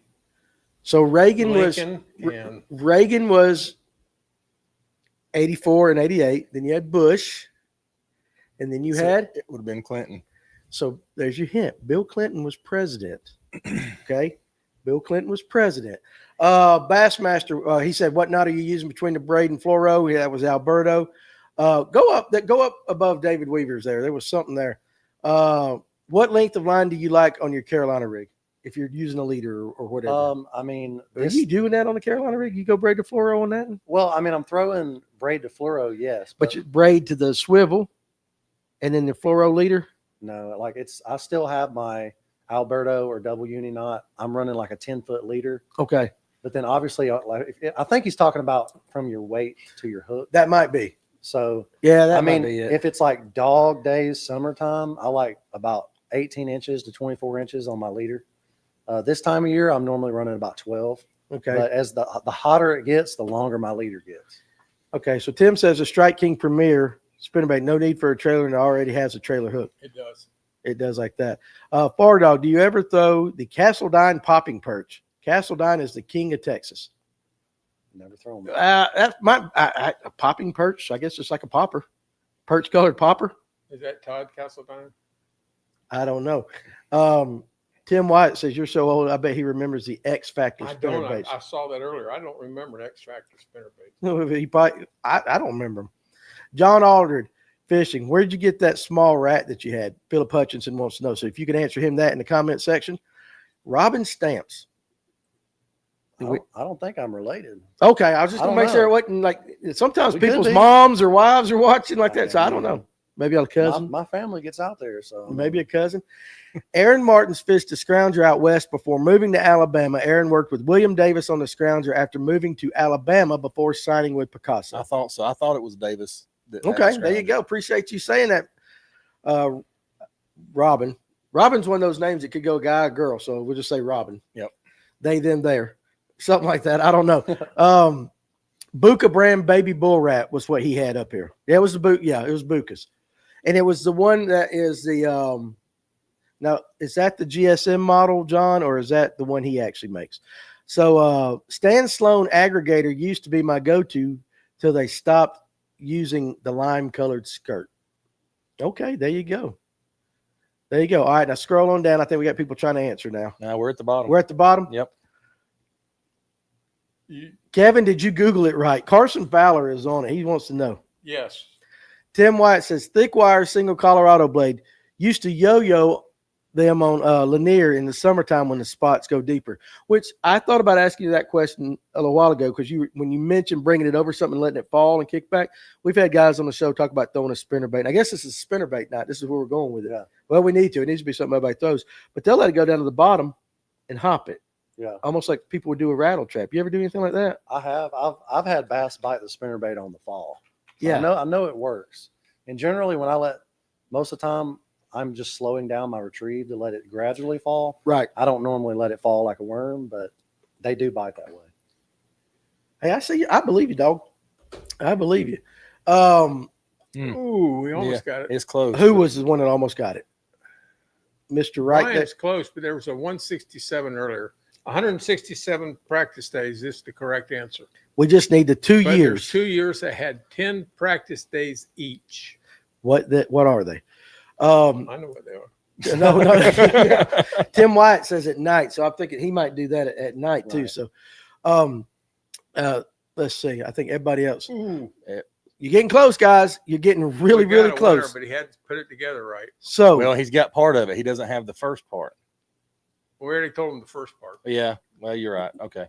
okay, 167 is the first part, Yeah, but there is an individual there that has the 2 years in separate answers. separate answer. Trying to help you guys out. Let's see. Dustin Diamond, favorite color jig and favorite color worm. Hurry up, Jim, and type it right. Yeah, so Come on, Jim Wright. Darian Moss got it all. Darian Moss. We tried to help you, Jim. Darian Moss got it. Where's he at? 167 total practice days in the Bassmaster Classic over 55 years. In 1993 and 1994, each had 10 days, which were the most in a given single year. Yes. There you go. And Darian, he's on fire lately. Yeah. I think he's been winning a lot of them. And I got this Look, Grant and Tim were right behind him. They almost had it. and I got this from Googling the classic 55 times. You did. I've listed them. He's got a list right there. But I tell you what, I'll be nice because I really appreciate you guys. Grant, I'll send you one, and Tim, I'll bring you one Saturday. I'm gonna give 3 prizes out tonight. There you go. Like that. Tim, I'll bring yours Saturday. Let's see. Alex, we're gonna get to that later. Actually, we're trying to avoid it if we can. Oh, we want to do Alex's. You want to do Alex's? Hell, I don't know what it's about. So, okay. Oh, I know what it is. Go ahead. You want to talk about it? Or you want to keep talking fishing? yeah, we can talk about it. It's good drama. I Okay. don't know about it. So apparently, and Grant, I probably have your address, but send it to me anyway on Facebook. All right. So apparently there was a situation. I kind of mentioned river rights, and I don't know the entire situation. I kind of know a broad stroke, but you were involved in a situation. So let's just throw it out there and tell everybody what happened. So I was floating down a public river. I entered in at a public access point on a Georgia DNR access. I pulled out at a Georgia DNR WMA kayak access as well. So I was floating from public access to public access. Had a guy approach me, come out on the river, grab my kayak, basically hold me hostage is what I'm saying, and tell me I was not allowed to fish there, that I was fishing private property on a moving body of water. Yeah. So I did get a lot of hate on that, on why I didn't punch the guy or something. But I was with my buddy Daniel that was on the podcast here on Tuesday, Mm-hmm. and he's a young fella. And I already knew this family. I already know who they are. And I already knew in 2020 that one of their family members shot at some kayakers on the river and went to jail. So this family is known to be confrontational, known to be violent. So I chose, it was my best interest, especially with a little young 21-year-old, Yeah. that I was just going to play it cool. He was going to tell me I wasn't allowed to fish there. I was just going to say, okay. Now, granted, I will put you on a t-shirt. Yeah. I'm not afraid. I'll put you on somebody's back glass in a heartbeat. Your name would be on the back glass. But You didn't choose violence that day. I did not choose violence. I was like, you know what? I'm just going to tell the dude, okay, have a nice day. We're floating down the river anyways. I don't even know why he stopped me, because I was floating by. So it come up a whole storm. WSB TV saw it. I ended up coming on the news over Georgia's new law that passed, because this guy that confronted me on the river is a lawyer. He's buddy with Brian Kemp, and him and Brian had a backdoor meeting without anybody voting on it and signed a new bill into legislation that if you own property under the riverbed, that's your property and no one else is allowed to fish it. Wow. So no one voted on this. The state of Georgia didn't like it. You know, a lot of the conservation and different government types in Georgia are trying to fight it. They need more people to kind of go against it. But as of right now, it used to be, you know, if someone owned both sides of the river, you couldn't stand in the water, I thought that's what the law was. but you could still float through and fish it. Yeah. And now they're actually saying that they own the water because when the definition was written in the late 1800s, the law was if it was a navigable stream, then you're allowed to fish it. Now the definition all comes cloudy on what the word navigable means, and it means able to transport freight. Nobody's transporting freight on any river in Georgia Right. in 2025. That's right. Now, in my opinion, I transport freight on that river all the time. I'm hauling lures and tackle all kind of myself. Mm-hmm. You know, so in my definition, if I'm able to float it, that's a navigable river, in my opinion. According to that lawyer, it's not a navigable river because there's shoals. So it's really muddy. The Georgia DNR and even the game wardens have told me personally, we're not writing anybody tickets. So this guy could try to sue you or come after you. If he could catch you on a kayak, you're floating by anyways. But nobody's going to write you a ticket. So that's kind of where we're at now. It's still up in the air. What asshole. So, But the scary thing is more people are going to start filing, claiming that they own the river, and eventually we're going to get to where you can't float a river. so basically, you can't float it now. Like you can't. Well, you're not. Apparently, you can float it, but you can't fish it. I got you. Okay. So you can't even throw a lure. I thought the state of Georgia owned the water. Well, That was the misconception. and see, here's the thing where I tried to tell the news this, and what really upset me, I'm a big shoal bass fisherman. I love shoal bass fishing. And a cool thing about shoal bass, the biologists have like tracked these. They'll put trackers in them. Mm-hmm. They'll study them. These fish swim from the mouth of Lake Blackshear. They swim 150 miles to come spawn up there at Yellow Jacket Shoals. They're just like a trout. They make a trek across the entire state to spawn in this location where this guy owns the water, and he's telling you that you can't fish here. So like, it's like he owns the fish. So like, they're just such a cool species to say that you can't fish this. And I've heard through the grapevine that the guy is, I don't want to get sued or nothing, but this is all hearsay, that he's basically renting out his property to fish on. Like you pay him some money, he'll let you fish. So it's basically like he's changing the law in order to gain money from people. So it's just really sketch. Interesting.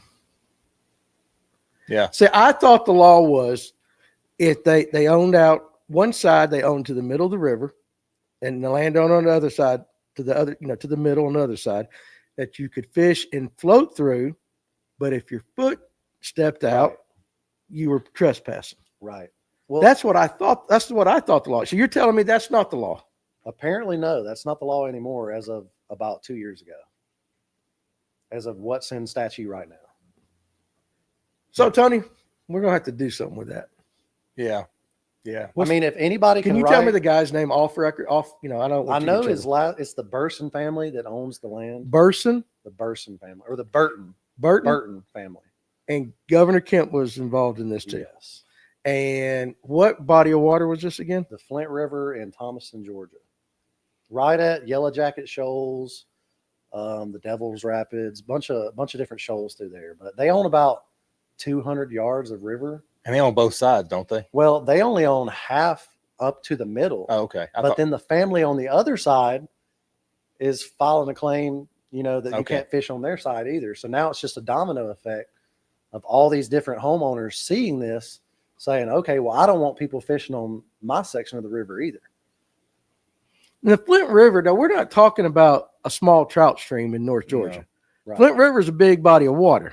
It's the longest river in Georgia that does the longest stretch of undammed river. So like it starts at the airport, and you don't have a lake until you get all the way down to Lake Blackshear in South Georgia. That's why I said you have about 185 miles of river with no lake on it, no dams. Hey, you know what? Alex has got a good point right there. Time to get that kayak wet. Well, you know, I had a bunch of people tell me that we should.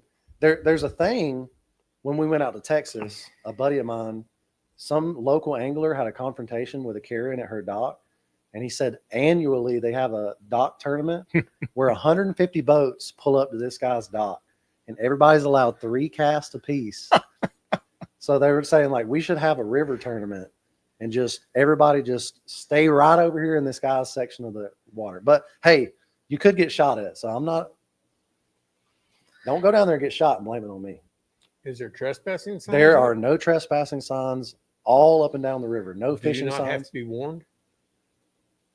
If it's posted, I mean, it's posted. yes, so if it's posted, there's no If it's warrant. posted. But Yeah. if it's not posted, Well, he's saying there are no trespassing. there no.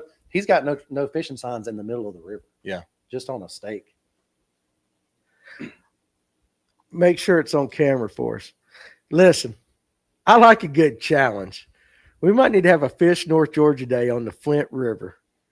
I got enough crazy ass kayak friends that we could go down there. Could you imagine if an armada of about 500 kayakers come down there and just, we'll blame it on you. No. But I'm gonna put it on here. I don't want nobody to steal my video idea. So anybody that watches this, please let me do it first. okay. But I'm gonna buy a bunch of I'm gonna see if I can buy some old boxes, and I'm gonna put like freight on them. Yeah. And I'm gonna make a video of me hauling freight down the Flint River. Yeah. I'm gonna have a buddy. If you guys want to buy some baits from me, I will haul it down to the next ramp, and you can buy some baits That's what for I'm saying. 25 cents a piece. Look, so that's what Brian Marcuson says. He says somewhere up there about a beaver pelt. Yep, beaver pelt. You're transporting beaver pelts. Danny, you should go back and review the hearings the state has had all over taking public comments. It's not great for the public. I will do that. Tony, hold me to that. Yep. That just became my next project. Yeah. We'll let you do the video. But if they can do this on the Flint, they'll do it on the Coosa. They'll do it on the Hooch. They'll do it on the Etowah. So I was going to say, that's something I don't hear about on the Hooch. Like from Lanier down, I don't hear about it. I don't think it was well known because this is the 1800s, the way Right. it was written, right? So I don't Right. think a lot of people knew about it. I think, yeah, I want to look into that. Let's look into that, Tony, and see. And Well, if nothing else, we can just piss the guy off by putting his face all over the place. this comment from Anthony, if you'll click on it, what's so crazy about the situation is he's right on this comment. They tried to build a dam on this section of river, and the Burton family, who's now against people trespassing, actually fought the state of Georgia over building a dam because they wanted to preserve the river. So originally the family started out like trying to preserve the river, and now they've like completely 180'd to the point where they're trying to like keep people off the river. So it's a pretty crazy turn of events. What an asshole. Yeah, let's do that. Let's do that. And you know what? I'm going to email the governor. I'm going to send him a strongly worded email. But no, seriously, that's something I want to look into that because number one, I thought I knew the law because guys come in here all the time and they're talking about the trout streams in North Georgia. And I'll say, well, don't get out. You know, you Right. can float it. But apparently, Well, and another thing, like all those comments I got, like, why didn't you try to fight the dude for grabbing your kayak? Well, legally, I was on his property. That's right. So had I done something, I would have been in the wrong. And So, the I mean, bad thing, luckily, I didn't do anything crazy. and the bad thing is DNR didn't even know the Right. laws at that time. Toccoa has issues like this on the upper river with the landowner. Sounds ridiculous. They did the same. Dave says they did the same thing in the basin in Louisiana. It's gotten so bad. I know here recently, I've had some kayak buddies off, especially North Georgia is really bad. Mhm. There's landowners putting fences up in the river Mm. all the way across. So then you're like, well, how am I supposed to get around the fence without getting on your property? Because they literally put a fence through the river. And now it's touching the ground, which is And it's now on their touching the property. ground, and how are you going to do it? Yep. My brain is working right now, just trying to think. But like, here's the thing: is like, Can they do that with lakes? Now they can do that because I had a pond in Draketown that my buddy owned just a little slither off the edge of the bank. And the landowner who owned the rest of the lake got really mad that people were putting in kayaks and john boats. They went out there to his lake and put a fence that goes up about 4 foot above the water line all the way across his section of lake so nobody could fish it. So they can do that in lakes as well. now I would say this though, as crappy as that sounds, the lake not being navigable, I could see them kind of being able to get away with something like that. But in a river, Right. I thought the state of Georgia owned the water, and therefore, by being a taxpayer, I own the water. The state always viewed the rivers like a highway. Right? Like basically the same legality to where like you can freely move up and down a highway just like you're not on somebody's property, even like the right of way. You know what I'm saying? Like Yeah. you can walk on the right of way, Yeah. but now all that's changing. Because if I'm not mistaken, and for those of you that hunt, y'all might be able to chime in on this. Technically, the state owns the game. Correct. Right. The people of the state own the The game. people of the state own the game. If the people of the state own the water, I don't see how you could regulate people of the state to be off of it. I do get the stepping off and fishing and the land and everything. I'm talking purely being able to float through, fish while you're going through.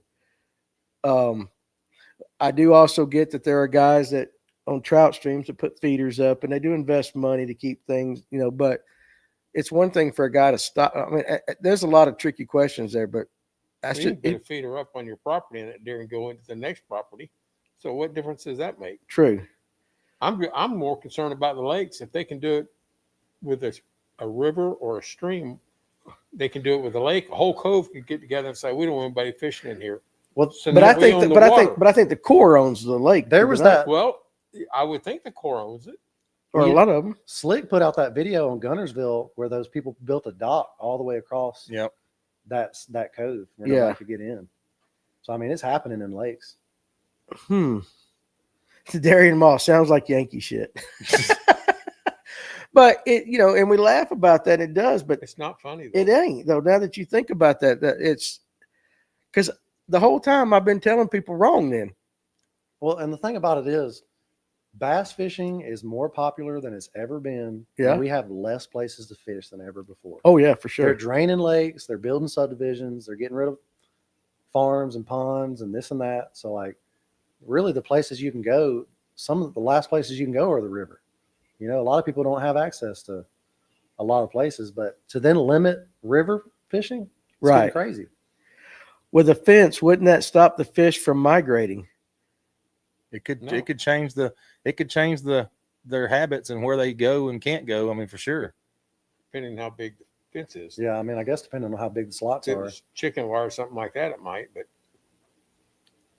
But people block stuff off their dock with cables and stuff. That it's interesting. Kenneth Phelps.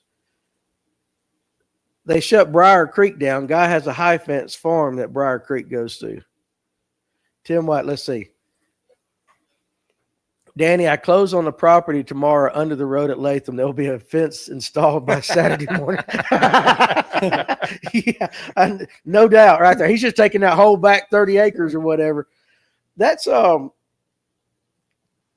man, you got my brain thinking. Normally I'm not speechless on this show. I can run my mouth with everything, but that just what makes me kind of feel bad is I know for a fact that guys come in here all the time. They travel up from Atlanta or they want to go trout fishing or they want to float something. And I tell them, hey, you can go through it.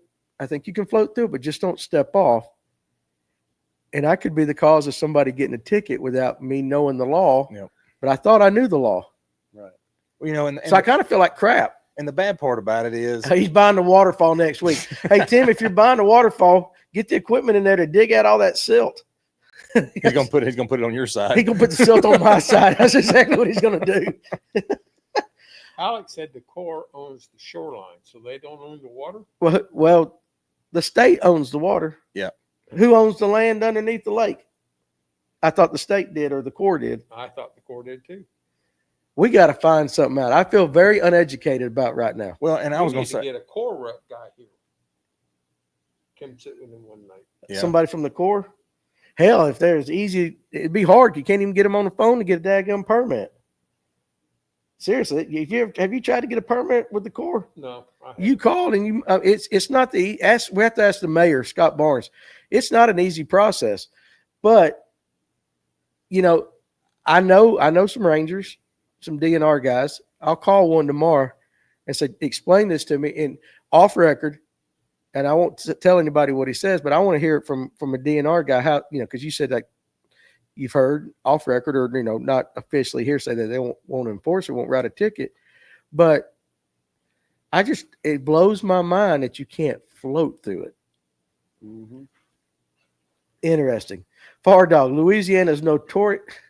Okay. okay, sorry about that. Didn't catch that. No, listen, it sounds real bad, but that is a Louisiana saying. Dave Aldridge says it is. but I don't want to say it like that. Yeah. Louisiana is notorious for people that think they own navigable water. I've been in many confos on the Atalachiphili and whatever basins. I can't even pronounce that. Well, and I was going to say a minute ago, here's the thing. So if you think about Put it, camera on you. All I right. want to hear your beautiful face. So if you think about it from property rights, there's a passion for, I mean, you want to, if it's your property, you want to say that's my property. I can say what happens there. right. But then from the public access to, we've always heard navigable, I should be able to float. I mean, you don't own the water, you own the land. I can't touch it. So I see the passion on both sides. I think that's where the state's either screwed up now. Right. And not handled it some way to say, look, you own the property, but you can't own the fish and you can't own the water. And there's the answer. I don't know. I see the passion. That's a good question. So, like, take these trout guys. A lot of them buy trout, put them in their little section, put the feeders over them. Mm-hmm. But once you put them in a river, even if they're on your little section, do you own the fish or does the state own the fish? I mean, if you put it in public property, it's now public property as far as I'm concerned. If you house it, I mean, I can't go park my car on public property and call it mine, you know? So it's the same, I would say the same thing. I don't know. If these fish are traveling 180 miles or so, does that not make them an endangered species? Right. Well, I mean, Oh, I don't know about endangered. they're but not endangered. I mean, they are kind of threatened on the Chattahoochee River Yeah. Well, yeah. because of spotted bass from Lanier. Yeah. But there's too many of them to be, like, I would say, put on the endangered. But you get the right PETA person involved right there. Then we wouldn't be able to fish for them. Well, if they can't get to where they spawn, then Right. they become Well, endangered. Well, I guess you could say it that way. Sit in on any commissioner meeting where they talk about building a dam or building a reservoir, and they will literally stop the whole world for one little bitty crustacean. And Yeah, so, no. I mean, why would they let them stop the water for? A lot of people don't realize over at Latham, they had to go back when they were building Latham and had to change the pipe that was coming out. They had to make it bigger because the Cherokee darter, which is or was, I think it still is, Yeah. an endangered species, it had to be so big to be able to flow through it. That's what If happened. they were coming down the creek into Latham and then out the spillway on the other That's side. what happened in Paulden. Same thing. I believe that's right. Phil Hutchinson, Danny, I'll come by and give you the lowdown on the trout side of the access. Yeah, you need to do that. Just don't do it tomorrow because I'm going to the Red Crest tomorrow. Didn't something similar happen on the Sequoia? Yeah, I guess, you know. Oh, look, Phil. Yeah, there's so many going on. Phil, pull up Phil's next comment. The landowner owns the fish, even on public property, if they put them in Georgia per law. That's unreal. How can you determine which one's yours? And they ain't tagged. That makes no sense. See, now my brain, you know what's going to happen tonight is I'm going to go home and I'm not going to be able to sleep all night because he's made me start thinking. And, Okay. you know, talking about the spinner baits was so much more simple. Yeah. But now I'm like, I just thought you had a run in. And now I didn't realize it was this big because I didn't keep up with all that stuff when it happened. But now my brain is like, you got to be kidding me. It is a joke. I don't mean it that way, but No, it is yeah. a joke. Well, I think like Marshall said, where does it end? I mean, where does Yeah. it stop? That's It's a the domino problem. effect. It hasn't stopped yet. That's what we're working I mean, on. that's- I'm telling you, the only reason you haven't heard about it is because some landowners haven't heard about it. And the moment they catch on to it, I'm telling you guys, it's going to be a domino effect. I mean, it'll be uncontrollable once it starts happening, because the state will be overrun with property rights stuff, and then they'll be inundated. They won't even have a chance to even reverse it by the time it happens. So the way, pull up Philip's next comment down at the bottom. The way it was explained to me by the reps was that if the fish is in the water the property owner owns, they own the fish. Okay. Right. And that's what I was saying about these fish swimming 150 miles up there to spawn, and this guy claiming he owns the whole section. You know what I'm saying? That's what's so crazy. Wow. That's unreal. Like, I'm really kind of like honestly speechless. That don't happen to me often. I mean, that's unfair benefit that's granted by the government at that point. I mean, they're allowing one person to benefit unfairly for the entire area. All right, basically. so pull up Patricia, because there's always, listen, our comment section is always the best. There's always people who know it. The 2024 Code of Georgia, Title 44-Property-something 4-1-1-44-17-7, Chapter 8, Water Rights. Rights of adjoining landowners in navigable streams, legislative findings. So we will check that out. Yeah. But, you know, all right, Tim White, if I own my 3 acres, then I own all the deer on it. I'm hunting in the morning. But, you know, and I know Tim's got a sense of humor, but that's basically saying the same thing. Yeah, he's right. So if that bear is on my property, in my trash, and I blow its ass to pieces like I want to, because I'm fighting that joker every week, do I own the bear because it's on my property? If you go by logic, I didn't put the bear there, but I drew him there. Yeah, but by the fishing rights, what we're talking about, yes, you would. But by any other standard, no, you don't. That's why game wardens are allowed to enter your property, is because you don't own the animals that are on your property, so they can come in there and check for violations or whatnot. Yeah, So, I get it. But wow, I just, yeah, makes you think, don't it? Oh, And I know we don't do a lot of highbrow thinking on this show that often, but like, let me know how that works for you when the law shows up. Yeah. I know it. I was told by a game warden, if you shoot a bear in self-defense, you better be clawed up. Really? That's what I was told by. Now, that was, he said, I'm writing the ticket if you don't have claw marks. But I will say this now. I did have a game warden that told me if a bear, and I don't know why they were talking about bears. Also, You brought it up. We brought about, okay. But if a bear comes onto your property or onto a property, gets a nuisance bear, and they relocate it, they tag it. Yep. If that bear 2 or 3 times is caught doing the same thing, off record, they will tell you dispatch of the bear, because it has now become habit where it's into trash and all that. Now, they will not tell you that on the camera. Yeah. But I've had them tell me that in the shop. The shop. Now, he's right. You know, a game warden can search your property without warrant. What a lot of you guys don't know is that a game warden's got more power in the state of Georgia than a state patrolman does. Yes, it does. He has more power than that. read Brian's. Brian Marcuson. If he owns the land, water, and fish, then he's liable. If it floods my land downstream, I'm going to sue for damages. He didn't control his water. It does open a Pandora's box to a million different things. It does. And all it started off with was a guy just going down the river just fishing. Yep. And it can snowball. Mini wheat. We need to get, let's see right there. We need to get this law overturned. Someone make a petition. I'll sign it 300 times. If you check out the Flint River Keeper, I don't know if you guys know who he is, but I'm going to find out. He is pretty big on fighting the state on this. So if you guys go check out the Flint River Keeper, they've been fighting this for a while. All right. So guys, if you're watching this and once we get off there and you got time or do it tomorrow, go check him out and let's give that guy some love. But I would love to talk to him. Yeah. I'd love to talk to him about this. Far Dog. Yeah, and David Weaver, they can come into your house in a vehicle. Hey, listen, a game warden's got a lot of power. And seize. But you know what? I almost kicked one off of Latham one time. I did. Kicked him off Latham. Yeah, because, there's a few of us, we can fish it. Yeah. And I was on there, and one of the things we're supposed to do is watch it, make sure people stay off of it. Well, here comes this other boat. He goes, "Who are you?" I said, "Who are you?" Like that. And ended up, we knew each other. So, we are in an unappreciated, I think he's meant to say unappreciated.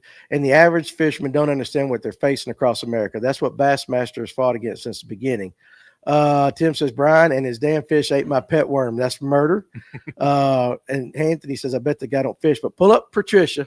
I got to respond to this one too. And I think and Patricia, if I remember correctly, you work for a lawyer. Now, I think, don't you? I might be wrong, but that's what was brought up. The whole, you have to be able to date your land title back to 1863. Now, what myself, can I read that real quick for you? Yeah, go ahead. State procured ownership of all navigable stream beds within its jurisdiction and continues to hold title to all such stream beds except where the title in a private party originating prior to 1863. And then go ahead, go down there next one. Citizens of this state have an inherent right to use for passage and for hunting and for fishing all navigable streams from low water mark to low water mark. That seems to be what the law is. So it sounds like, and I know what she's pulling up. Yeah. That it sounds like you can fish it. Now, the problem, here's where it comes in, is that guy, the Burton family, and pretty much anybody that lives in the state, you can go down to your courthouse and get your title to your land grant that dates back to 1863, because basically that's when all the land grants originate. They've had that land for that long? They haven't had that land for that long, but they got the land grant. They can trace it. They can trace it back to the land grant, and then they have that. And I'm telling you, from what I was told, that what I was told is basically anybody can get that grant. Now, I could be wrong on that, but I'm telling you that Burton family got the grant to 1863, and they haven't been living there since 1863. So if they can get it, and he's a lawyer, so he knew how to get it. But if they can get it, it can be obtained. And I guarantee you, he'd be willing to help. And he'd be willing to help gladly, because that's his fight. Mm-hmm. So, who would be willing to help again? The lawyer that's doing all this would be willing to teach others how to. That's why I got confused at that. They have a land grant prior to 1863 for the Flint. Yes. Man. Anyway, I think they were just the only ones that knew about it. Well, see, they found the loophole in the law. Yeah. And then capitalized on it. Yep. But they would have to prove, correct me if I'm wrong, that whoever got the land grant in 1863 was part of their family, or it's always been in their family, or they just went back and got the grant. I think, because when you sell property, you sell title, mineral rights, things like that. That land grant, once it originated, as long as you can trace back to when it was obtained and find proof that it transferred, or I'm assuming here, that it transferred all the way through every sale, you now have, I can prove I got the land. The land was granted in 1863 or prior, and I now hold that land grant through the sales. So they tracked it back through previous owners. That's what I'm. That's what you're thinking. That's what I'm understanding. That's the way I understand it. That's what I was told. So I'm telling you that anybody can do it if they want to. They just have to go file for the motion and pay their $75 fee to get the grant. That's all they got to do. I don't think you even have to go back and trace all the previous landowners to get the grant. No, I think you just got to go. Just go down there and pay your fee. That's all you got to do. Huh. Okay. Ain't that some crap? Yeah. Well, I'll tell you what. I really did not know that this was the way the conversation was going to go. I honestly thought I just thought you had I knew kind of a general broad sweep of things, but I did not really know. I am glad we brought it up. Yeah. Thank you, Alex Purse. You can go to my YouTube video or just type in Georgia Bassmaster on WSB TV or on the news. I posted the full article on my channel, but basically they go into the land grant and all that in detail more than I can remember off the top of my head. So, these land grants were commissioned when Georgia was a colony. It's way deeper than that. Danny opened up a huge can of worms. Hell, I didn't open it up. Alex opened it up, and then Marshall just expounded on it. It's important to bring to the.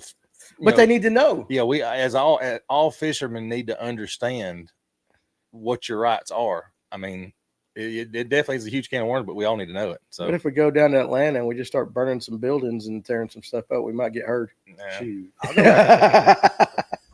Yeah, I don't know, but listen, You know what? I think I'm gonna end it on that because I want that to be fresh in my mind when I leave this here, and I want you guys that watch tonight, or if you watch this at a later date, I want to apologize to customers that have come in here because now I feel like I have told them wrong, and I don't want to ever tell somebody they can do something that if they can't.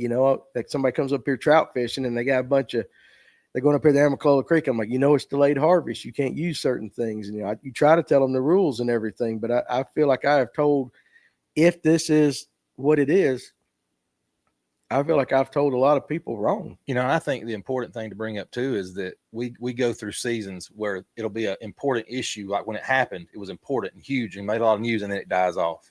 Right. And this is one of those issues that if it dies off long enough, they're going to capitalize, and you won't be able to recover, not without a large sum of money to try to fight it. So, Right. Well, maybe we got the platform. Well, and that's what I'm saying. This is why we need to make sure it stays at the front. Patricia, I appreciate you posting that because I am going to go back and read every bit of it. That's the thing too. We got to educate ourselves because that's what I'm saying. Right now, I feel really uneducated. I mean, when I was a cop, we'd get trespassing calls for people floating down creeks that pass through people's property. And we always told them, don't touch the land. You're fine. We didn't know. I was just a local guy, Right. but still, we didn't know that we were telling, well, I guess they didn't have land grants either, but still. I think Podcast? Huh? Does this need to be shared with other fishing podcasts? Well, I think first let's do the right thing. Let's educate ourselves. well And then, yeah. it all goes back to it being a navigable stream. Correct. That's the biggest thing out of all those land right laws. It's all about what the definition of navigable is. The state needs to That define guy's it. going to say that the Flint's not navigable. Sections of the Chattahoochee aren't navigable. Sections of this river aren't navigable because you can't haul freight per the definition of what navigable was in 1863. And that's not the same definition of what it was in 2025. So it's really not so much about the land grants, which that's a part of it. It has to do with the term navigable. And the Flint River Keeper, there's a few other people that are trying to push the state of Georgia on, can you guys define what's navigable? What rivers are navigable? Can you guys post on your website what rivers fishermen are allowed to fish and what streams they aren't? Because that's muddy. Yeah. Nobody knows. I'm curious now what surrounding states do. I know Louisiana is bad about it. There's a lot of fight in Louisiana about what is navigable and what's not. Davis talked about that. Yeah. It is a huge issue in Louisiana. It's worse than it is in Georgia. Oh yeah, you'll have. So if you want to look into it, look into what's going on in Louisiana right now. Yeah, you'll go out there and you'll see full fence rows. You'll be in the with middle gates. of a marsh and they'll have fences up. You'll get run off, shot at. It's bad. It's going to need to go to the state Supreme Court. Well, I tell you what. So what again, before, like you said, it would be good to share this out and get it going, get some momentum on it. But first we definitely need to educate ourselves, or it might be like that guy that called me fat on the thing today that thinks you got freedom of speech on Facebook. You don't have freedom of speech, people, on Facebook. Danny, the waterfall is totally navigable by foot. No, it is.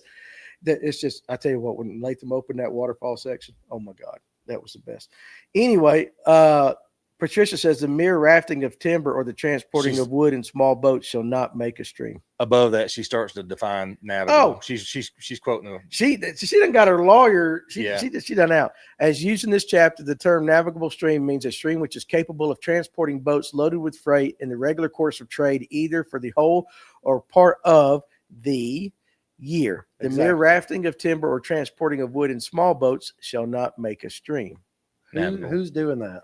Patricia Smith. No, I'm saying, Oh, I was like, Patricia. who's right there. transporting anything in a boat in 2025 on Okay. any river? Now, I get it. This has the ability to, and I say the Flint, you have the ability to transport goods It's if you big want enough. to. It's big enough. if you want to. Yeah. Nobody's doing it.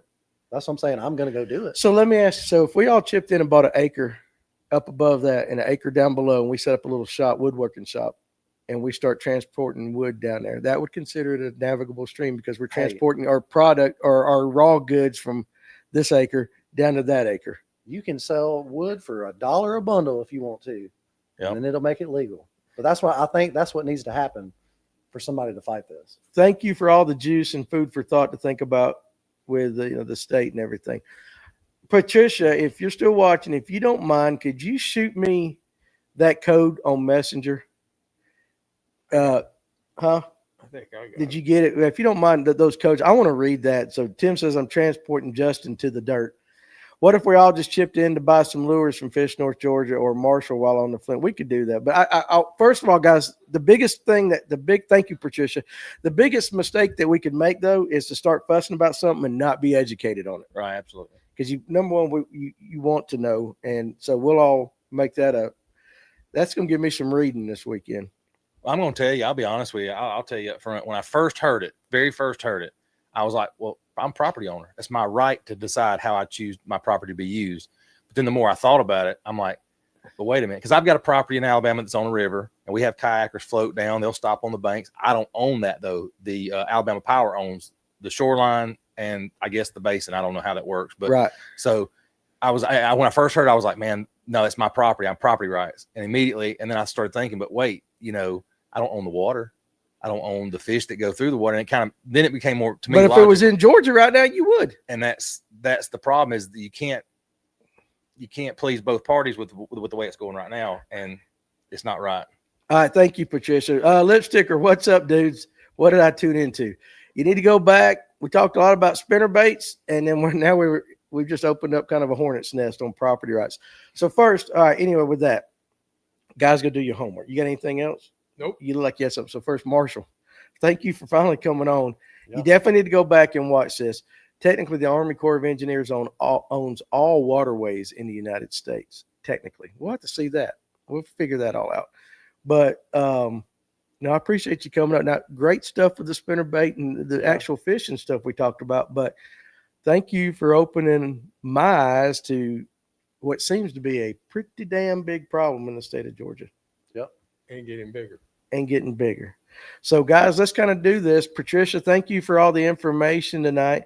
And hopefully Tim doesn't buy the waterfall and all that before our tournament Saturday. I don't know how quick you can do all that. But, guys, thank you for watching us. But, Marshall, seriously, thank you very much for opening our eyes. And maybe we've got a pretty big following. We got a pretty big community. If nothing else, maybe we can just raise enough stink to at least make it a stink, like that. But educate ourselves first on it so we don't look like a bunch of bumbling idiots and fools. Right. And we always can get Patricia to represent us or something like that.